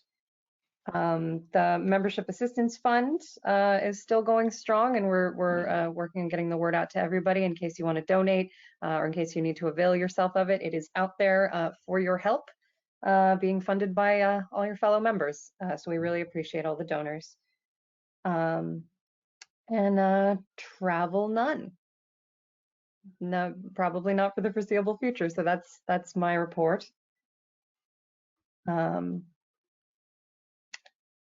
Do I stop and then do the publications report, or? If you just want to indicate that concludes the report for the. That concludes my report, Mr. Chairman. That's perfect. And please continue now with with the what's next one? The publications manager. Yes, the next is Gloria Woodward, publications manager. Also no actions, interpretations, and her commendations. There are so many fine people working as part of the publications team and people who provide support in the form of articles, artwork, and other support. My appreciation for all those contributions which enhance our publications. Appreciation to Deborah Preston, Marin O'Neilan, for her service as editor for the Quivers and Corals newsletter for the archery community. She has done an exceptional job as the editor and created some fine newsletters. Thanks to Kevin Kearns, Galen O'Gradach, for his willingness to step up to serve as Quivers and Corals editor. Welcome and thanks to David Bodman, Daoud Al-Bodmani, the digital deputy archivist. I've enjoyed working with Stephanie Sitzes, Mistress Ariana Stefana Dovest, Society Chronicler for the last 5+ years. She has been hardworking, dedicated, and served the chroniclers well. She's also been helpful to the publications manager office and a real joy to work with. She will be missed. Crystal Smith, Mistress Cecilia Blythe, is the new Society Chronicler, and I am certain she will do a stellar job in her new role. The chroniclers are in good hands. Thanks to both Stephanie and Crystal for stepping up to serve. So that is from Gloria, Publications Manager. And her status report is that the publications team is functioning well. Continues to publishable summary. The publications team continues to provide beautiful and interesting publications. We have a new editor working with the Quivers and Corals, a digital deputy for the archivist, and a new Society Chronicler. We welcome them and appreciate their willingness to use their considerable talents to enhance the publications team. And that concludes the publications manager report. Thank you very much, Louise. Okay, we've got next on the list is a report from the Tournaments Illuminated editor. Darcy, I think you're here. I am. This is the report for the Office of the Tournaments Illuminated editor for the fourth quarter of 2021. I have no requested board actions, policy interpretations, or new policies. Commendations. As always, I am indebted to Tournaments Illuminated staff for their continuing assistance with production in these uncommon times, and to all those TI subscribers and supporters across the known world who contribute thereto faithfully and often, as well as supporting their kingdom and local branch publications. In that vein, my particular gratitude in this issue, meaning 217, to outgoing Society Chronicler Stephanie Sitzes, I've never known how to pronounce that. Ariana Stefana, for her tireless work with SCA newsletters and their producers, and for her curation of the William Black Fox Awards for Excellence in SCA Journalism, the most recent nominees and winners of which are listed in this upcoming issue. Additionally, my warmest thanks to Ellen Rawson, Mr. Ariel of Lindisfarne, for coordinating medieval destinations with such care, and to Sue Callahan, Viscountess Susanna of York, for her wonderful MD entry on Skellig Michael in Ireland. General status report. In my continuing quest to catch up to the usual production schedule, what I had written at the time and had every expectation of was that 217 would be going to press in January. In point of fact, it will be going to press in February. Probably, well, no, I won't say probably, I'll just say it'll be going to press in February. Issue 218 should follow shortly thereafter. 219 and 220 are in production, and 221 is in planning stages. And if that sounds like a lot of balls or plates or what have you in the air, it is, but we're doing what we can with what we have. The quest topic for issue 217 is favorite moments from SCA Online. The topic for 218 is hints for potters and ceramicists. Owing to contributor and reader interest in issue 219, the quest will return to the topic of ranged weapons. The tentative plan for issue 220 for quest is the topic may be the project that taught me the most. Submissions should be sent to the editor at tieditor@sca.org. No travel. A publishable summary. Tournaments Illuminated issue 217 is going to press now in February 2021, to be followed by shortly by issue 218. 219 and 220 are in production. 221 is on the drawing board. And that concludes my report for the Office of the Tournaments Illuminated editor. Thank you very much, Dorothy. Let's move on. We're going to take a break in a little bit, but before we do that, I want to get through the the Complete Anachronist and Society Chronicler reports. I didn't see Ellen in the list of attendees. Louise, are you going to deal with that report? Yeah, Ellen is not able to be here today, which is night in the UK. So I will be presenting the fourth quarter report for the Complete Anachronist from Ellen Rawson, Ariel of Lindisfarne. Darcy just said it and I didn't get it. Requested board actions, none. Policy interpretations, none. And new policies, none. Commendations. Many thanks to David Gunther for his excellent manuscript on transcribing medieval and Renaissance era music, playing from the same page early music and transcription. It helped that he'd already had it peer reviewed and made revisions based on those reviews. It was delightful to be able to publish a CA on music and on such a practical musical subject as well. Although its audience may seem niche, there are a number of musicians interested in this topic, and I would think that a general audience would also find it interesting. Even more thanks go to him for his careful use of citations and Chicago style. Thanks also to Elise for expert help with copy editing. As usual, many kudos go to Sue Gilbert for her layout and design work and managing to integrate numerous images and tables into the copy seemingly seamlessly.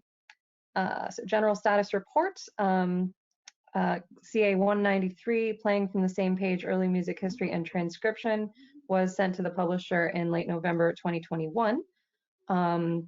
For CA 194, recreating in Jacobean theatrical performance is still in process. There were some further delays with image permissions and such, so it is running late. It was originally going to be January, and it's going to be February. And Equestrian Miscellany is still in the hand of the editors and are trying to reach all the authors involved. So that is still pending.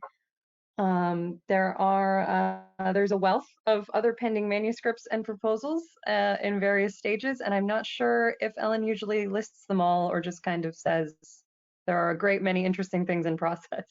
I believe there are a great many What's interesting things in process right now, Louise. There you go. I want to read at least half of them. General comments. Manuscripts are always gratefully accepted. Travel, none. And then the publishable summary is the synopsis of CA 193. How do we capture musical sound in written form? Musicians have been struggling with this problem for thousands of years. Musical notation has evolved and changed radically over that time, meaning that most modern musicians cannot read archaic notations. Unfortunately, that leaves a large body of music locked away to musicians wishing to perform it. The purpose of this complete anachronist is to help unlock some of that music. The author's goal is to provide those familiar with modern musical notation a sufficient framework for study and exploration, along with some tangible examples of how to transcribe various types of notation that appear in the Middle Ages and the Renaissance. And that concludes the report for Complete Anachronist. Thank you very much, Louise. And finally, the Society Chroniclers report. I think that is also in your wheelhouse. Okay, I don't think she's here. So this is the Society Chronicler report for Stephanie Sitz's outgoing Society Chronicler. Crystal is also listed, so I'm not sure if maybe it's a joint report, the incoming chronicler. Requested board actions. Please welcome my successor, Mistress Cecilia Blythe. I don't know if that's actually a board action, but welcome. Policy interpretations, none at this time. New policies, it was just updated the new chronicler policies to reflect the new SCA corporate address. So thank you. General status report. The Kingdom Chroniclers are slowly seeing event announcements coming in, and there's a shift to the familiar amount of content in the newsletters again. This is my final report to the board as Society Chronicler. I am grateful that I was allowed to serve the Society in this capacity. I will never forget the people with whom I worked throughout the years. Thank you, Mr. Cecilia will be taking the office effective January 1st, 2022, and will make an excellent officer. Publishable summary. Farewell to the hardworking chroniclers of the known world. Know you will always have my gratitude for your devotion to your office and your groups. The pandemic is so hard on so many, and your efforts have had a hand in helping the SCA remember and fulfill the dream. My wish is that you all continue to shine a light on your local group and kingdom, thus the known world, as we travel together in the new normal. You all rock. Travel none, addendums none. So thanks very much. That was from Stephanie, her final Society Chronicler report. All right, well, the board wishes to thank Stephanie for her hard work in this area, and just congratulations on a job well done, and we wish you well on whatever comes next in your list of experiences. So thank you very much, Stephanie. Yay. All right, we're going to take a quick break here just to sort of freshen up our coffee and get ready again. Currently, the time is 12, excuse me, well, it's 13 minutes before the hour, depending on where you sit. We're going to take a break for the next 13 minutes. We'll come back at the top of the hour. Thank you, everyone.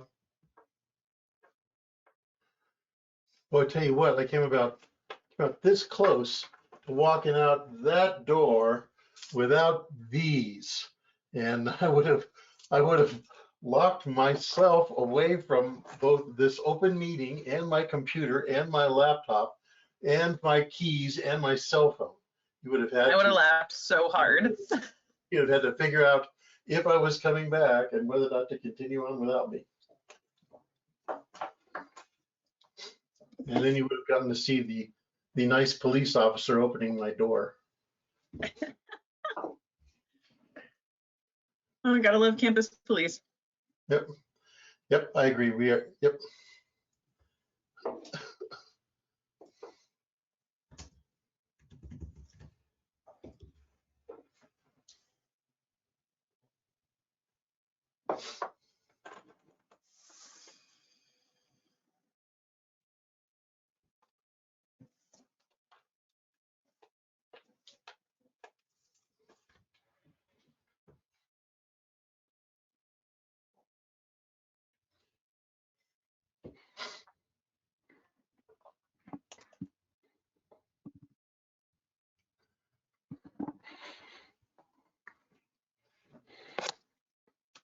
What are you eating now, Ray?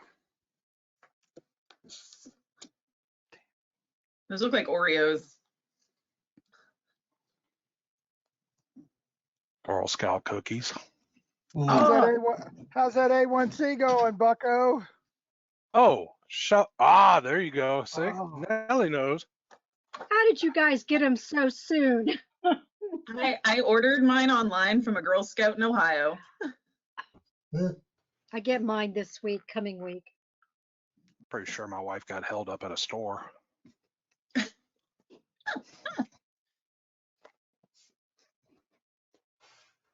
What are you eating, John?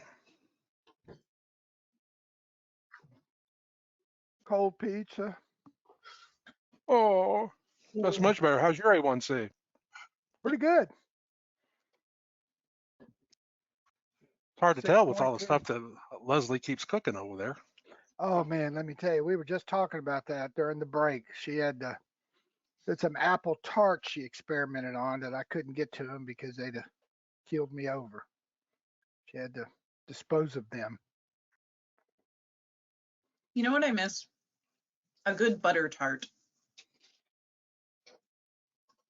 What's a butter? I'm just looking forward to. John, I'm just looking forward to the apple tart. Sugar-added tarts. What's a butter tart? I honestly don't know. Shell made it for me at an SCA event once. And ever since she made them, I've been in love.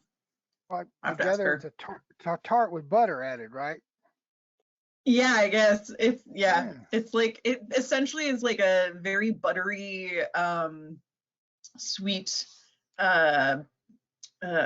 It's almost like a pie crust texture, but it's hard. We'd have to ask Shell. There's a classic Canadian butter tart I looked up, and it's like gooey on the inside, kind of like a pecan pie without pecans on it. See, Yes, Leslie made no, I think that's it. That sounds really familiar. I may have eaten one of those recently. That's probably why Leslie started to yell at me and left. We call them chess pie. I love chess pie. Yeah. Chess pie's my favorite. Okay. Oh, then that's why she. What is chess pie? We don't have that in Maine. I guess it's a butter tart. I yelled at you because those were sugar-free and you ate other stuff. John. Damn it. Oh, Leslie's gonna get you in trouble. Oh, that's funny. You're fighting. If we are unofficially talking about Canadian deliciousness, I would like to put in a vote for Nanaimo bars. What? Nanaimo I've bars. seen them. I was introduced to it a couple years ago. It's incredible. I can't even describe it. It's like a layered, like a tart. It's kind of like a tart. So we made them. They're great. Has anyone ever had a Needham? It's sort of a Maine thing. It's potato candy. They take like mashed potatoes and sweeten them, and then they cover it in chocolate. At holidays, you can get peppermint ones. I know it sounds really weird. My husband loves them. From Australia, great. I would just like to say that the ways of your candy are strange. Do they at least deep fry Hey, the potatoes? Australia, can you just send me a loaf of the toast bread? I need to figure out this toast bread Australian situation that everyone's talking about.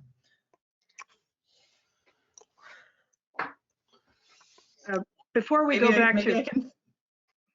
oh no, go ahead. No, you're fine.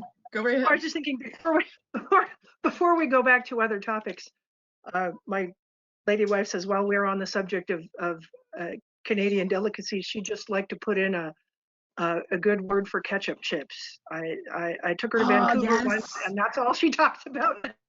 Okay, They're what the hell so is good. that? We have them in Maine too. What's She a has to. ketchup chip? She has to order. She has to order on to feed her hand. And I want you to know that while we were in Vancouver, we also ran across chicken chips, roast chicken flavor. Now, for whatever reason, she wouldn't even let me buy them. So I had to try those once I got here. Also like them, but no, apparently ketchup chips are the height of potato gourmetdom. So they're like, and thank you, Canada. so potato chips that taste like ketchup flavored? Yep. Yes. Oh, It's- okay, that's not too bad. It's there really isn't an American equivalent. I kind of a less spicy barbecue, I guess, because they do have a definite kick to them. She says it's as close as you can come to French fries in a potato chip, and perhaps that's what the appeal is. Appeal. That's funny. I like that. Darcy, you, Unintentional, but you're welcome. Okay, if we're done discussing various snacks across the world, I think we're about ready to start. Let's do a check-in. We got Dale, or you see Gigi. Dale, did you make it back?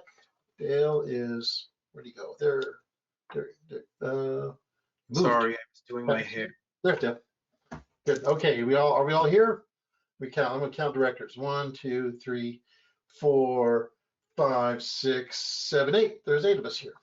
Okay, outstanding. All right, so when we left off here, we were ready for agenda item 6D, the Society Treasurer. Mizelle, you're back in the hot seat. Okay, herein follows the fourth quarter 2021 report to the Board of Directors regarding the Office of the Treasurer for the Society of Creative Anachronism for the January 2022 board meeting. Requested board actions, discussion and approval of the 2022 SCA corporate office budget, which has already been taken care of. Policy interpretations, none. New policies, none. Commendations. I would like to thank all the corporate officers and board of directors that I have worked with during my tenure as the corporate treasurer. One of the things I will miss the most is the opportunity I've had to meet a lot of wonderful SCA members across the known world. That is one of the pluses of being a society or a corporate officer. So if you ever get a chance to do it out there, do it. Go for it. I will miss you all, but in a way I won't, because I'll still be around. So I'll be working, as the accounting specialist directly under Louise. General status report. The SCA corporate office is still operating under a negative balance for the 2021 budget due to the decrease in membership revenue and non-member registration fees. Some savings that are now hitting the books is that of the corporate office has moved to a smaller office, thus saving $3,000+ a month in rent alone.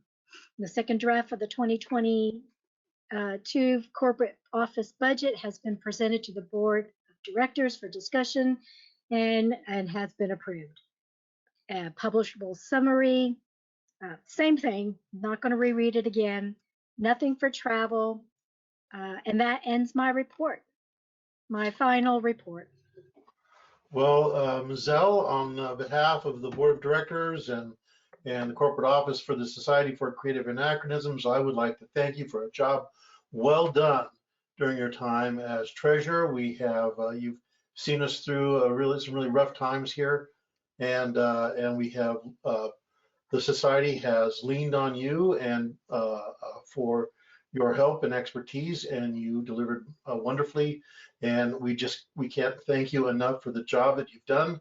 So well done, and congratulations on your new position as the accounting specialist for the corporate office. And please join me in giving her a little round of applause here. Well done, Rizal. Nicely done. Yay. All right. Well, like I said, we'll look forward to seeing you again in your position, but like I said, well done. Okay, let's move on to the next one. I think it's the Society Exchequer. I've sort of lost track of it here. Where is it? There it is. Society Exchequer. Bonnie, are you ready? Yes, sir, I'm ready. I do have some requested board actions. One is to approve Society PayPal policy section 9 and 9.1, PayPal here / PayPal Zettle. The reason for this, PayPal here is being phased out and moving to PayPal Zettle. Both work in the same way, accepting credit cards at the door or in person for the kingdoms that are using it for heraldry payments. Okay, Chair recognizes Director Colson. Mr. Chairman, I move that we accept the PayPal policy 9 and 9.1 as presented by the Society Exchequer. Motion by Director Colston, seconded by Director Fong-Frederick. Any discussion on this? Having had a chance to review it ahead of time. Very good. Let's move to a vote. All those in favor? 6 outstanding. Thank you. Any opposed?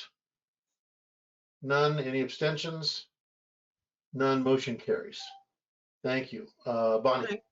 Thank you, Mr. Chairman. I'd also ask that you, the board would approve the Kingdom of Atlantea's PayPal policy.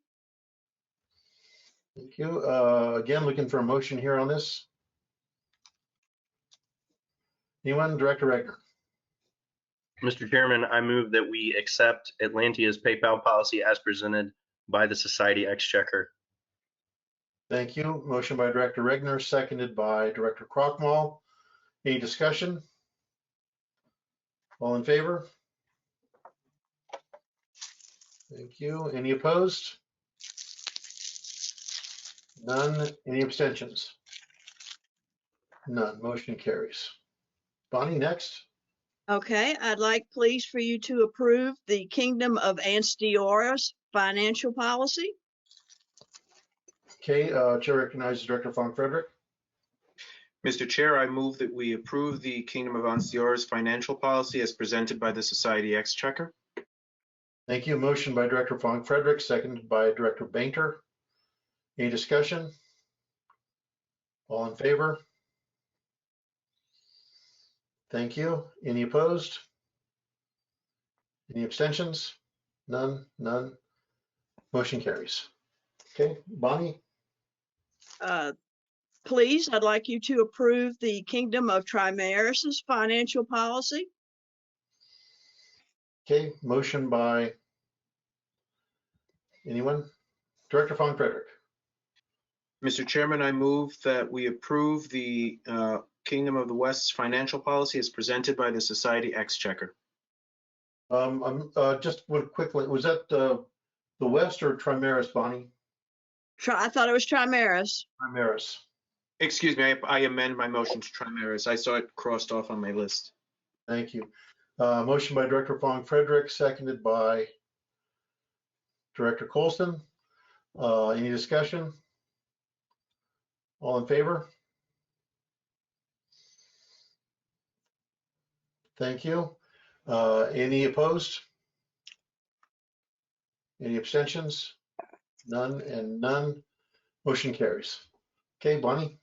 And one more, please. The Kingdom of the West, would you please approve their financial policy?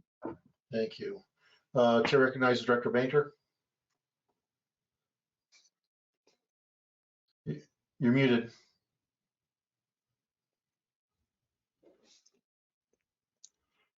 Thank you. I knew I'd do it eventually. I move that we approve the Kingdom of the West financial policy as presented by the Society Exchequer. Thank you. Motion by Director Bainter, seconded by Director Colson. Any discussion? All in favor? Thank you. Any opposed? None. Any abstentions? None. Motion carries. Thank you. Okay, Bonnie, continue. Okay, I have no policy interpretations, no new policy. Commendations. I can't thank Mizelle enough for her friendship, her counsel, lots of hugs. I know you'll be around. Maybe we can see you at meetings. Thank you so much. Also, I'd like to thank Bonnie Cannon for her service as the Kingdom Exchequer of Trimaris, and Susan Myers for her service for the Kingdom Exchequer of Antir. I'd like to ask that for a variance that was granted, I granted a variance to the Kingdom of the Outlands so they could test the use of PayPal Zettel for credit card payments at the door. Everything worked fine, just as expected. And I ask that you will uphold this variance, please. Okay, I think we can do it now. We need a motion for that. Director Crockmull?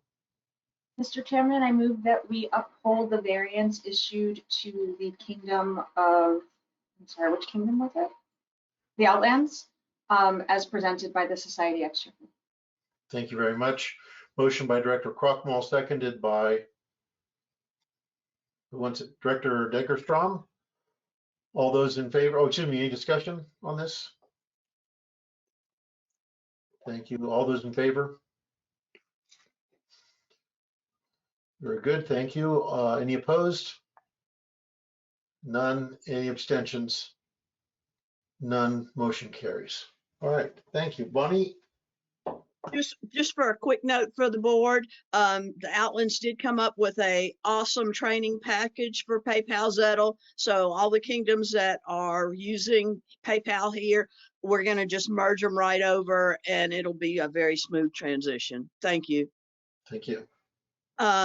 General status report, all the kingdoms are continuing to make improvements to standardize entries in QuickBooks.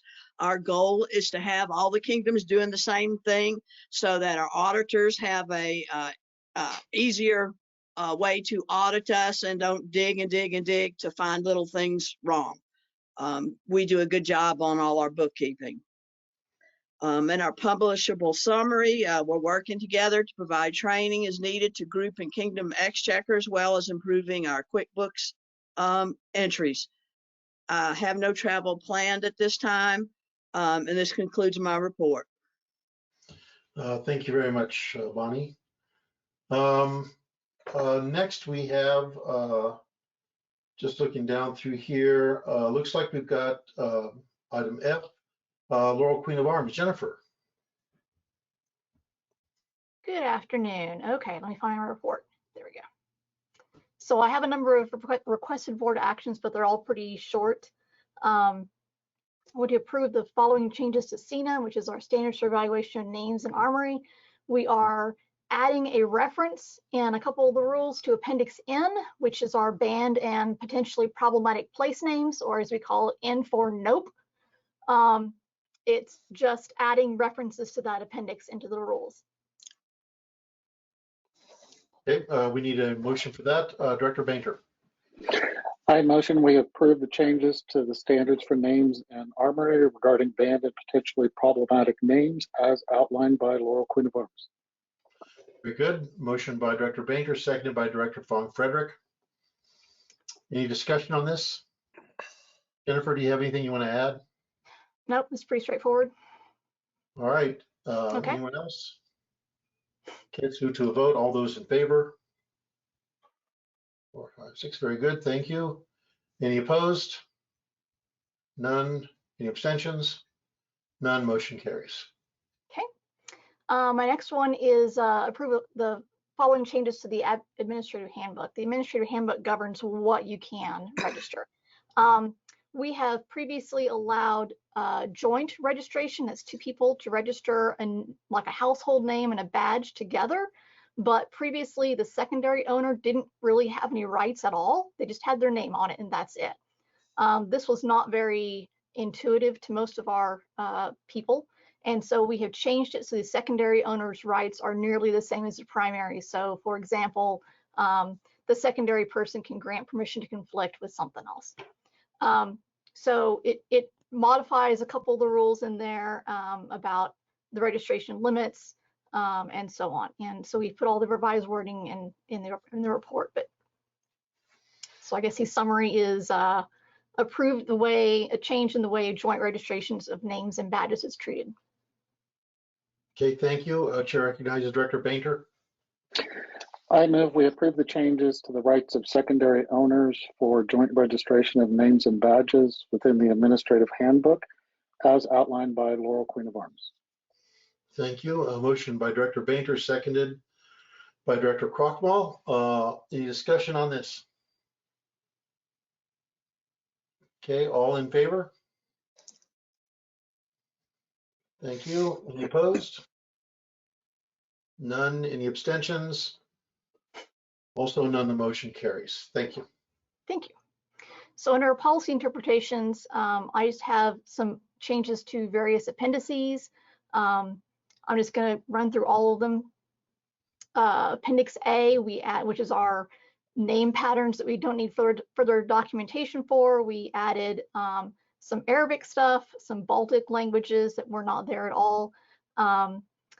We updated a couple of appendices for like the charge group theory, which is Armory, which we updated to match what we're currently doing, which is trying to, again, match period practice a lot better. And we updated Appendix N for that ban and problematic place names to include Blood River, South Africa. You can't use that in a name. And then we changed our glossary of terms. We updated, we added the proper for Rowan berries. So if you want to know what Rowan berries proper is, you can look in that table and find out. And then we added a Polish dictionary of old Polish personal names to another appendix of sources that are useful. I don't have any new policies. Can I go on commendations, or anybody have questions about any of that? No, well, I don't think we need to approve these. Do we need to approve these policy implementations? We haven't in the past for the changes to appendices, so the changes to SCA and the admin handbook we have. Okay, no, that's fine. Thank you. So it's just an information item. Thank you. It's an FYI. Okay. We're continuing to add things. Commendations. I would like to commend Basil Dragonstrike from Antir and Frida Ulfsdotter from Lokak for their help in updating our knowledge of Arabic and Baltic language practices. I have a lot of principal heralds that changed over. I think we have a good number of people who stuck around an extra term during COVID, and they're happy to get out of office. But Ryland Buchanan from the Kingdom of Eldermere had an extra long tenure, and Fiora Valori out of Meridies, and Maria Kargashina and Antir, and I've had 2 more since then. I want to thank all these people for their service that they did, particularly the extra long tenures during COVID. Our general status report. When I wrote this, our virtual Known World Herald and Scribble Symposium had not yet been held. We have since held it since then. This is our around the clock one. We ran it from stupid o'clock in the morning to stupid o'clock at night. I was awake at 3 o'clock in the morning so that we could have people from Lokak and Drachenwald attending. We had, I think at the end of it, we had 50 hours of classes, and we had over 300 people that had attended. We're proceeding with planning our ahead for our normal in-person known world, which is going to be June or July. But at this point, we're going to go ahead and do it virtual. It's just too difficult to get a hotel scheduled. So we'll do this one in person or virtual again, hopefully next year. And lastly, on general status, we're reworking our submissions forms. We have not collected for some time the submitter's date of birth or their gender. We don't need this information, and so we're going to be completely removing it from the form so that people are not accidentally filling it out. We don't need it at all.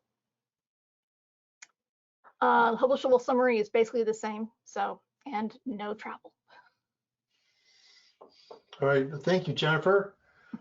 Great report. Next, we have, let me see, what are we at now to? G and Marshall, Ray, you are up.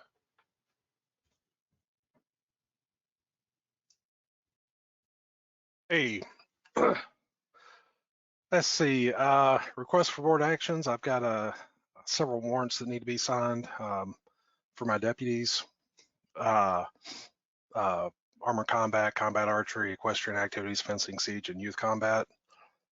Policy interpretation, none at this time. New policies, none at this time. Commendations, once again, excuse me for name pronunciation. The Society Marshal would like to commend Dame Arabella de Sena for her years of service as the Equestrian Marshal. Thank you for all your hard work and tireless devotion you have given the equestrian community. I would also like to welcome Doe Flynn as the new Equestrian Marshal. I'd like to thank Mistress Zandera Razi for her hard work and the efforts in the fencing marshal. I'd like to welcome Master Robert McFarland as the new fencing marshal. The Deputy Society Marshal for Armor Combat with rebate still wishes to commend all the deputies for each participating kingdom that have been doing a good job. The Deputy Society Marshal for Combat Archery would like to commend Honorable Lord Jachin Weibel for his YouTube work on tactics during the lockdown. Even though Loclock's rules are different, the general tactics in his videos are universal. The Deputy Society Marshal for Equestrian would like to commend Mistress Arabella for all of her hard work since taking over the SEO office after the sudden passing of Master Terrafin. With a calm head and her strong organization skills, as well as her vast knowledge of SCA equestrian information, she was able to keep our equestrian community going and thriving. During the pandemic, she prompted out of the box thinking on how to continue activities that were in line with the restrictions everyone had to follow, as well as encouraging members to do the things that they loved. She has been a wonderful mentor in training me to take over this office and continues to help whenever needed.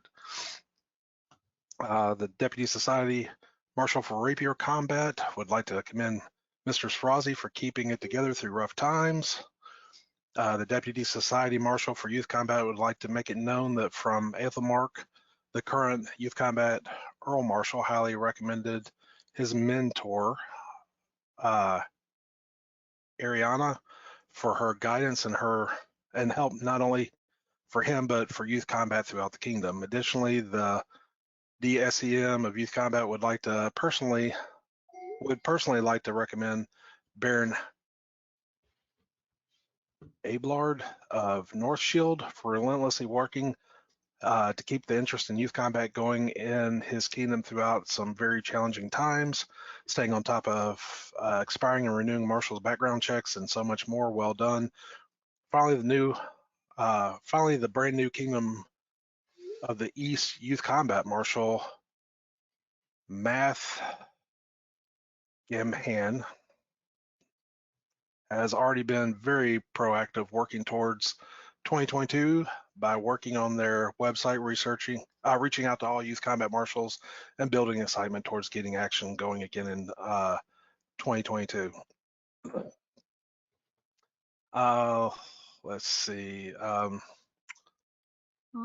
me get down here to the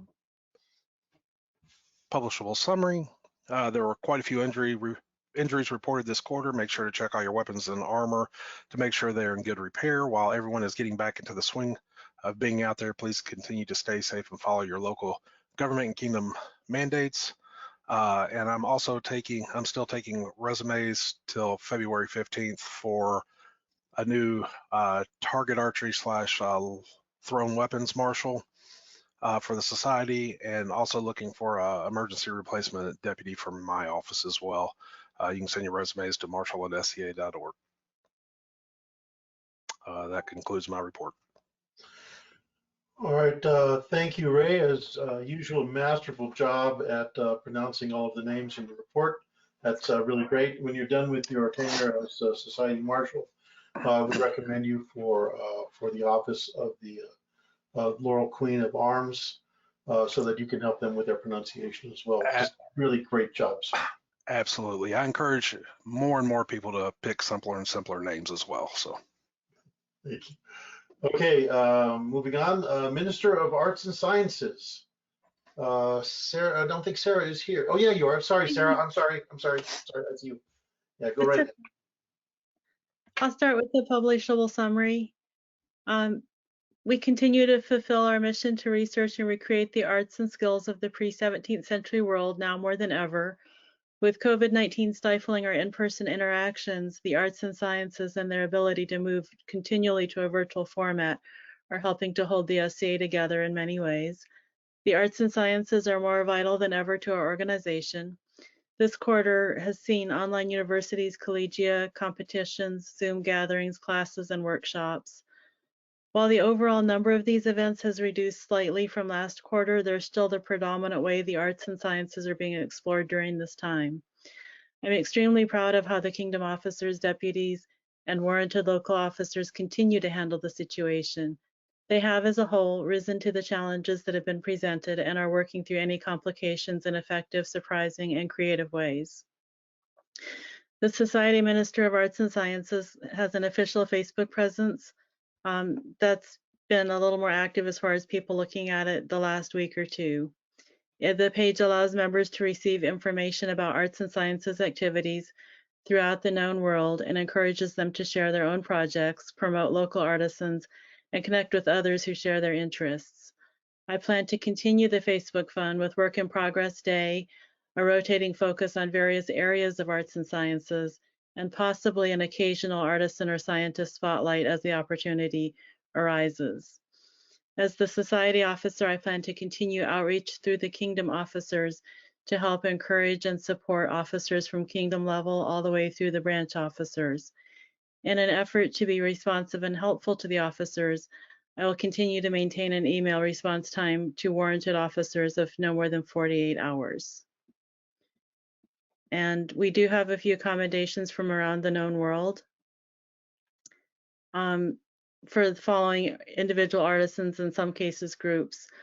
First, I'd like to thank and offer commendations to all of the Kingdom Arts and Sciences officers for really stepping up and throwing themselves into the virtual world of arts and sciences. They continue to amaze me with their fortitude and creativity. Congratulations to Athelmark's King's new ANS champion, Baron Caleb Reynolds, and to the new Queen's ANS champion, the Honorable Lady Nicola Beese. Thank you to Master Phelan, who came down from Antir into Artemisia and hosted a class on Lampork. Congratulations to Lady Emmeloot von Zersen of Adenvelt for being chosen from 13 entrants to be their Royal Majesty's Arts and Sciences champion. Congratulations to Iagon Svartoga of Eldermere, who won the Queen's Prize and the Judge's Prize with Norse pants and Chinese pottery bowls. Congratulations to the winners of Lockheck's combined competition for Crown Tourney and Coronation. Those were Mistress Catherine Kerr, Lord Dietrich Lehrer, and Lady Sybil de Speersholt.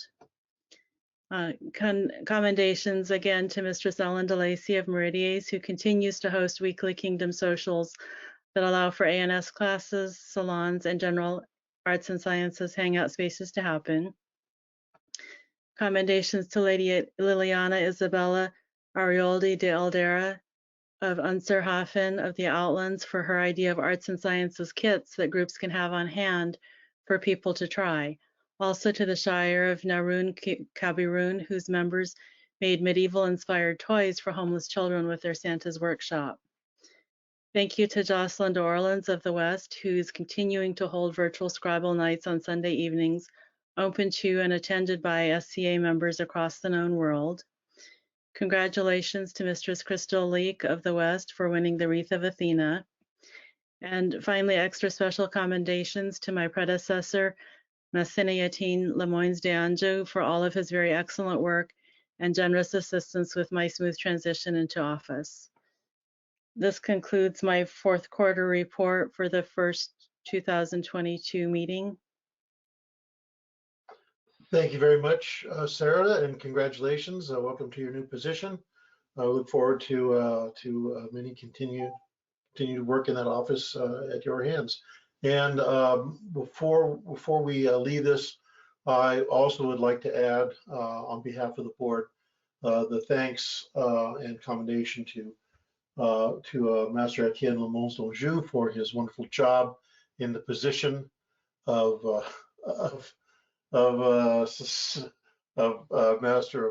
Minister of Arts and Sciences for the Society. Thank you very much. I appreciate it, Master Etienne.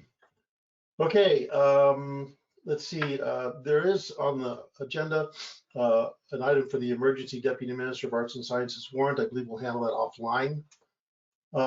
And we move now to section H, standing committees. The first is the Peerage Committee. I'm the ombudsman for the Peerage Committee. Let me pull that report up so I can read from it. On to the Board of Directors. As the chairperson of the Peerage Committees, Greg Renier, send greetings. Herein lies the report of the Committee on Peerage for the fourth quarter 2021. Requested board actions. The committee recommends that the board move forward with the creation of a new peerage. The full peerage proposal from December 2020 was attached to the report as a starting point for the initiative. The committee recommends that the board adopt a capping mechanism for creation of future peerages, but do not intrinsically link the mechanism to the new peerage. The original mandate of the Peerage Committee was for a tool to create new peerages, and the committee feels that this tool is the best mechanism for that function. The committee requests that the board expand the mandate of the Peerage Committee from investigate the process of and need for creating new peerages to investigate the process of and need for creating new peerages, and to work with society officers to bring a full proposal for a new peerage before the board at the board's discretion.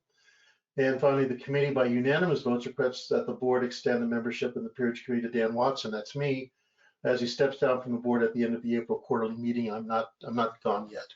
But the board of directors, having worked with this in the planning session, does have a statement, which is a directive to the Peerage Committee, which I will read in its entirety. And I asked be read into the minutes. Leslie, I'll make sure that you get this. Also the texting of this. The board thanks the Peerage Committee for their good work. To inform future discussions, it requests that the committee investigate what potential changes to the governing documents would look like if adopted. It will restrict itself to part 1 of the proposal. Thank you for your help considering this important aspect of the SCA experience. The board notes that there has been no consensus reached at this time and looks forward to future discussions. Policy, switching back to the report, policy interpretations none, new policies none, commendations. The Peerage Committee recommends me for my invaluable insight and contributions to the committee since becoming its board ombudsperson. That is really, it's really awkward reading a commendation for yourself. Travel none. Publishable summary. The Peerage Committee, with gathered data from the populace, finds sufficient mandate and popular support for the creation of a peerage to be formed to be inclusive of the combined martial pursuits not already covered by the Order of Defense and the Order of Knighthood under Mastery of Arms. The Peerage Committee also finds sufficient mandate and popular support for the inclusion of the mechanism by which membership in the existing peerage can petition to segregate a specific activity into a new peerage. This concludes the Peerage Committee report. Chair recognizes Director Von Frederick. Mr. Chairman, before we conclude the Peerage Committee, I would like to point out that they did request that your membership be permitted to continue on that committee after you step down from the board. And I believe that the board is prepared to address that. I wouldn't want you to let that go unaddressed. Thank you very much, Director Von Frederick. I appreciate that. Let's deal with that in a future meeting. I think we have time before I step down in April. Thank you. Moving right along, the next report we have is the Census Committee report. Let me get back here, and I have a copy of the Census Committee report here, as I'm also the ombudsperson for that report, so I will present that. To members of the board, this is from Julia Smith, the chairperson for the Census Committee. Good members of the board, good day to you. Herein, please find my report of the work of the 2020 Census Committee for the January board meeting of 2022. Please let me know if you need or desire any additional information. Requested board actions, none. Policy interpretations, none. New policies, none. Commendations, none. General status report, as I reported earlier, the qualitative analysis has been delayed. I believe I've resolved the issue and gotten access to the software that will allow us to finish it in the first half of this year. They have gotten a request from LOCAC and have shared the data they requested. They encourage other kingdoms to ask for it. Under publishable summary, the 2020 Census Committee is pleased to announce that the Kingdom Seneschals, or individuals authorized by the Seneschal, can request data from the census by completing the online format, and there's a link provided here which will appear in the reports. The request will be communicated to the chair of the 2020 SCA Census Committee and tracked over time document where the census data reports have been shared. Reports will include statistical and qualitative information in summary form and will not contain any personally identifiable information. Mr. Chairman, this concludes the report of the Census Committee, and I am pleased to accept it on behalf of the board. Okay, next we have executive session. Leslie, I think you want to take that one. Oh wait, before we move on, Chair recognizes Director Colson. Mr. Chairman, I want to ask a question about the Social Media Committee. The Social Media Committee presented their deliverable in May 2021, and since then has not been tasked with any additional work. So as we have a new communications officer and we will soon have a new social media officer, they should be given leeway to create work groups or committees as the need arises. Therefore, Mr. Chairman, I move that we dissolve the Standing Social Media Committee. First of all, let me apologize. It was tabbed over on the agenda that I have, and it was an oversight on my part. But again, we have a motion on the board for the Social Media Committee having completed its work and done well, for example, by also to dissolve the Social Media Committee. We have a second by Director Bainter, and we are looking for any discussion on this. Very good. Okay. Chair recognizes Director Von Frederick. I would just like to extend my thanks to the committee for their hard work. Thank you. Nods all around. I think that's a general agreement, as we're really happy with the work that the Social Media Committee has done. And this is, like I said, job well done, folks. Really well done. Okay, let's move toward a vote. All those in favor? Very good, thank you. Any opposed? Any abstentions? None and none. And the motion carries. Thanks again to the Social Media Committee. Okay, item number 7, executive session. Leslie, do you want to cover anything here?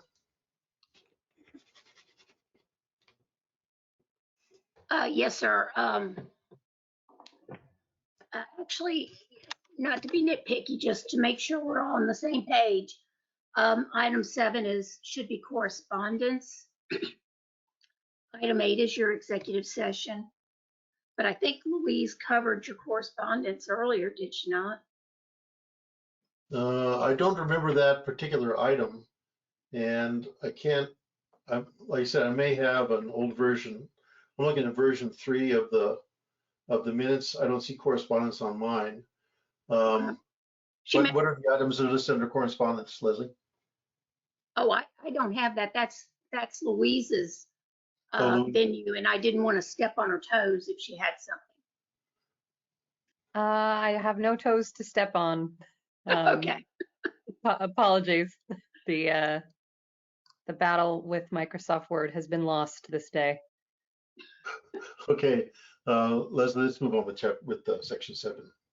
Okay, going on to your executive session.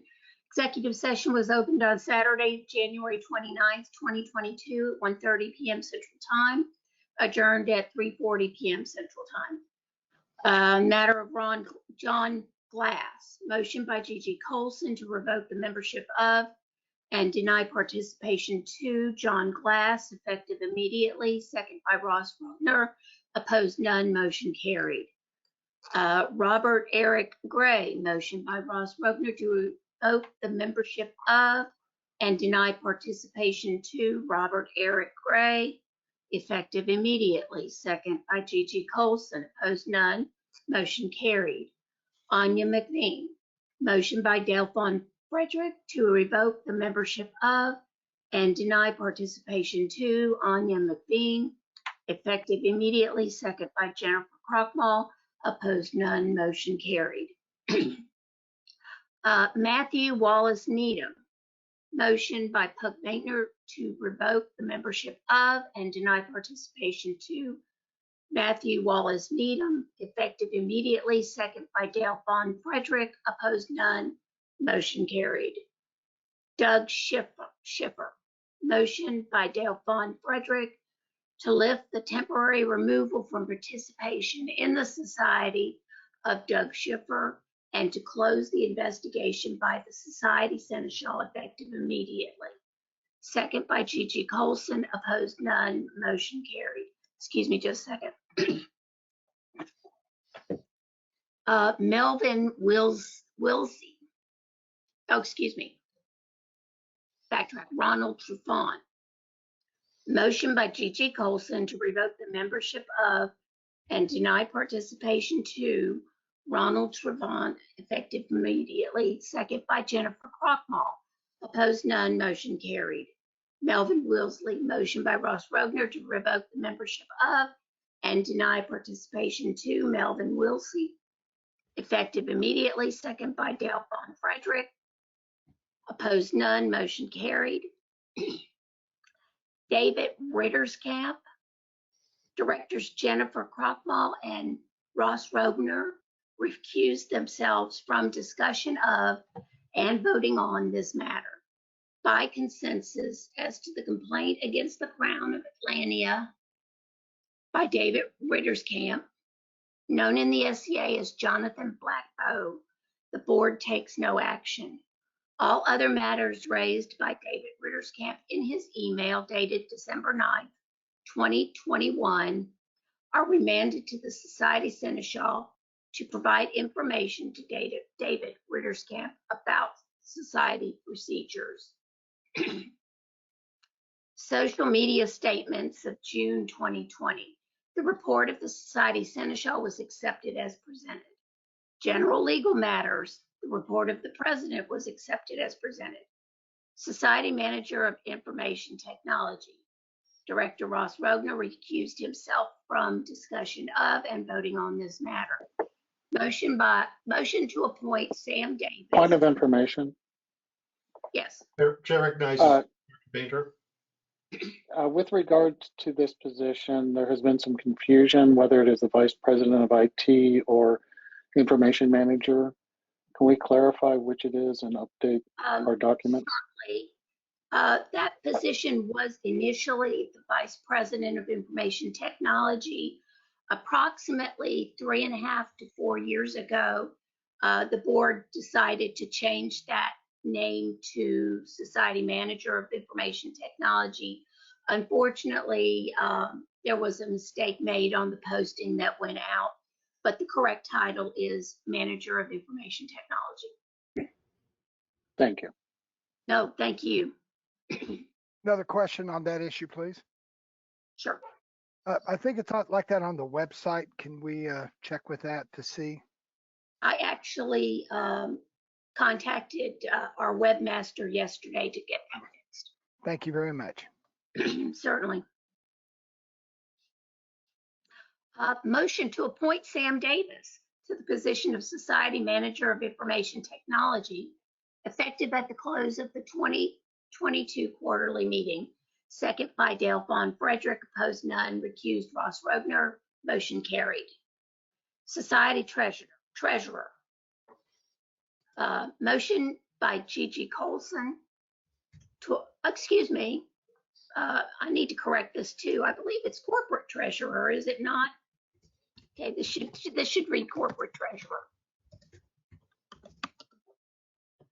Motion by Gigi Colson to appoint Carolyn Richardson to the position of Corporate Treasurer effective at the close of the 2022 quarterly meeting. Second by Jennifer Krochmal, opposed none, motion carried. Society Seneschal Emergency Replacement Deputy. Director Ross Rogner recused himself from discussion of and voting on this matter. Motion by Dale Vaughn Frederick to appoint Stacy Hall to the position of Emergency Replacement Deputy for the Society Seneschal effective immediately. Second by Natalie Degerstrom, opposed none, recused Ross Rogner. Chair Dan Watson exercised his option to vote and did so in favor of the motion. Motion carried. EA, Leslie? Yes. Yes. The treasurer and the IT manager, what were the dates, effective dates again? I'm sorry, you said which ones? The treasurer and the IT manager, what were the effective dates? I've got April 2022, Okay. Close of the April 2022 meeting for both. Thank you. I missed the April part. Thank you so much. No problem. Where am I? Social media. Motion by Dale Vaughn Frederick to appoint Catherine Gilroy to the position of Society Social Media Officer effective immediately. Second by Gigi Colson, opposed none, motion carried. January 30th, 2022, subsidiaries action by written consent. By consensus, all actions for the subsidiaries of the Society for Creative Anachronism Incorporated are accepted by consensus. Director resignation, no action was taken. Director appointment, no action was taken. Director selection CG, no action was taken. Chair assignment, motion by Ross Rogner to appoint Dale Vaughn Frederick to the position of Chair of the Board of the Directors for Society for Creative Anachronism, effective at the close of the January 2022 quarterly meeting. Sorry, I pulled one of John's things and hit a button that moved on me. Second by Jennifer Krochmal, opposed none, motion carried.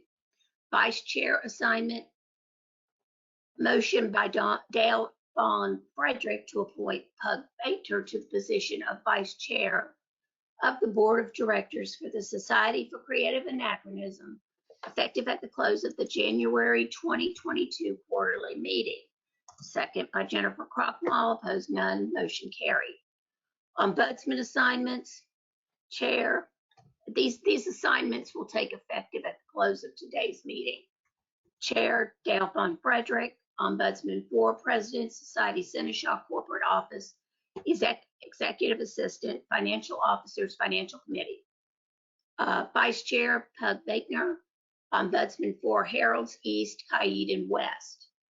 Director Gigi Colson, Ombudsman 4, Ethelmark, Abacal, Drachenwald, Eldemir, Locock, DEI, social media has been dissolved, so I'll take that off there. Director Natalie Degerstrom, Ombudsman for Atlantia, Meridies, Middle, Marshall, and Board Recruiting. Director Jennifer Krochmal, Ombudsman for Calentier, North Shield, Outlands Communications Committee. Information Technology, that includes the Web Minister and Webmaster. Director Ross Rogner, Ombudsman for Artemisia, Aidenfeld, A&S Publications, including TI, CA, and Chronicler. Director Dan Watson, Ombudsman for Ontario and Stiora, Glenavon, and Trimeris, and the Peerage and Census Committees. And that, I hope, closes your executive session. Thank you, Leslie. I believe we have come to the end of the agenda. And so we're going to, Chair would entertain, oh wait, before we do that, President Fulton has raised his hand and would like to say something. Chair recognizes John Fulton. Yes. Somehow during most of the meeting yesterday in exec session, it is Mizelle's intent to step down at the end of this meeting as the society treasurer. The board has approved Bonnie Stringer as the temporary society treasurer to fill the time until we get our new one. My recommendation to the board is appoint Bonnie at this meeting until the beginning of Carolyn Richardson's warrant. Just in case if this comes up the next 2 months when we need the treasurer to sign something. Okay. So we're looking for a motion to appoint Bonnie Stringer as the society treasurer, effective immediately until the beginning of the next treasurer's appointment. Is that correct? It could probably be done a little bit clearer, and I take full responsibility for that. Okay, may I ask a question then? Point of error included. Ms. L, is that closing date your understanding too at the end of today's meeting? Yes. Yes. Yeah, Okay. it was my bad. I didn't communicate it clearly. So Bonnie knew that it was going to be after this meeting. Okay, do I have permission from the directors to change your minutes to today's date? How do you want to change the minutes, Leslie? Okay, and then you've got, you're wanting to do a motion to amend the agenda to add item TUV to your exec session, appointment of an interim treasurer. Can we not, I have a question. Why can't we do that during the meeting right now that is going on and add it to the agenda? Why does that have to be added? That's what I'm saying, but normally you would have a motion to amend the agenda. Right. That's what I'm saying. Right, but we don't need to change the exec minutes. We just add it to the minutes from this meeting. Well, right, but I need to change the exec session minutes because they state that, oh, never mind. I see what you're saying. No, because it says that, hold on. Where is it? What I've got is that Carolyn Richardson. Oh, I see what you're saying. Okay. Yep. Thank you. Okay, got you. Thank you. So just, I would suggest to the board, I'm sorry, I'll yield my rambling to Pug. Sure. Well, okay. All right. Chair recognizes Director Boehner. Yes, I would like to amend today's agenda to include appointment of an interim corporate treasurer of Bonnie Stringer until the appointment of the corporate treasurer at the next board meeting. Okay, we have a motion and a second, seconded by Director Degerstrom. President Fulton, does that motion carry the language that will do what you need done? Is that correct, EA? Because that sounds pretty damn perfect. Got it. Yes, thank you. Yes, Dan, that does fulfill it. Yes. From now on, PDP will refer to pretty damn perfect in my lexicon. That's great. It's a PDP motion. All right, any discussion on this? Chair recognizes Director Fong-Frederick. Just a question. Do we need to add the words effective immediately to that motion, or is it just assumed from the language? I think effective immediately would be wonderful. Then I so move to amend. Okay, thank you. So we have a second on that amendment. Is that correct, Director Regner? Okay, very good. All right, well, this is formally. Any discussion on that amendment? Is that a friendly amendment, Director Boehner? Yes, it is. Do we need to vote on the amendment? I'm going to look at Director Regner to tell me that. Yes, Bart? Yeah, it needs 2/3. Need two-thirds to approve the amendment. Oh, simple majority to approve the amendment. 2/3. Yeah, simple majority. Let's Sorry, I go. missed what you're asking.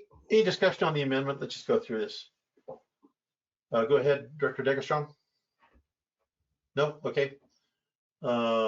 Any other discussion on the amendment? Let's vote on the amendment very quickly. All those in favor of the motion amendment, please raise your hand. 1, 2, 3. That's everyone. Thank you. Any opposed? Any abstentions? None and none. Okay, the amendment carries, and let's vote now on the main motion. Any discussion? Any further discussion on the main motion? Chair recognizes Director Regner. Yes, could I please get it read back one time, please? Okay. Pug, can you read that motion back, please? Give me just a second, please. Or Leslie? Let's let Leslie do it. Well, unless Pug would like to just redo it. No, it's already been amended. Go ahead. Give it your best shot, Leslie. Okay, I'm giving my best shot. I've got motion by Pug Wagner to amend the agenda to add a motion to appoint Bonnie Stringer as interim corporate treasurer effective immediately, and a second by Natalie Dagerstrom. I believe so. Okay. Okay. Any further discussion? All right, let's have a vote, please. All those in favor? 2, 3, 4, 5. Thank you. Any opposed? None. Any abstentions? None. The motion carries. Thank you very much. Okay. Any other business before this quarterly meeting? No, then I will entertain a motion to adjourn the meeting. Oh, Director Fong-Frederick. Motion to adjourn the quarterly meeting of January 30th, 2022. Very good. Any second to this? We have a second by Director Painter. Any opposition? Hearing no opposition, the meeting is hereby adjourned. Thank you very much. We're going to stick around just a minute. Don't go anywhere. We're not going to take a break. We're going to go directly to Q&A right now. And we have, just looking through my chat over here for the organizers chat, there looks like there's one question. The question is, this comes from Karen Rawl. Can you clarify what decision was reached or what is going to happen next? Oh, this is the Peerage Committee recommendations. Peerage Committee recommendations, can you clarify what decision was reached or what is going to happen next? The language today was necessarily very formal, but it may be hard for the general populace to understand. Thank you. Just some background on this. The Peerage Committee had a survey on SCA.org. They presented a couple of different, 2 different proposals. One proposal was for a new peerage. This would be a pan-activity peerage that would encompass all activities not covered by the current set of peerages that we have. The Peerage Committee received a very positive response to this. We had a second part of the survey.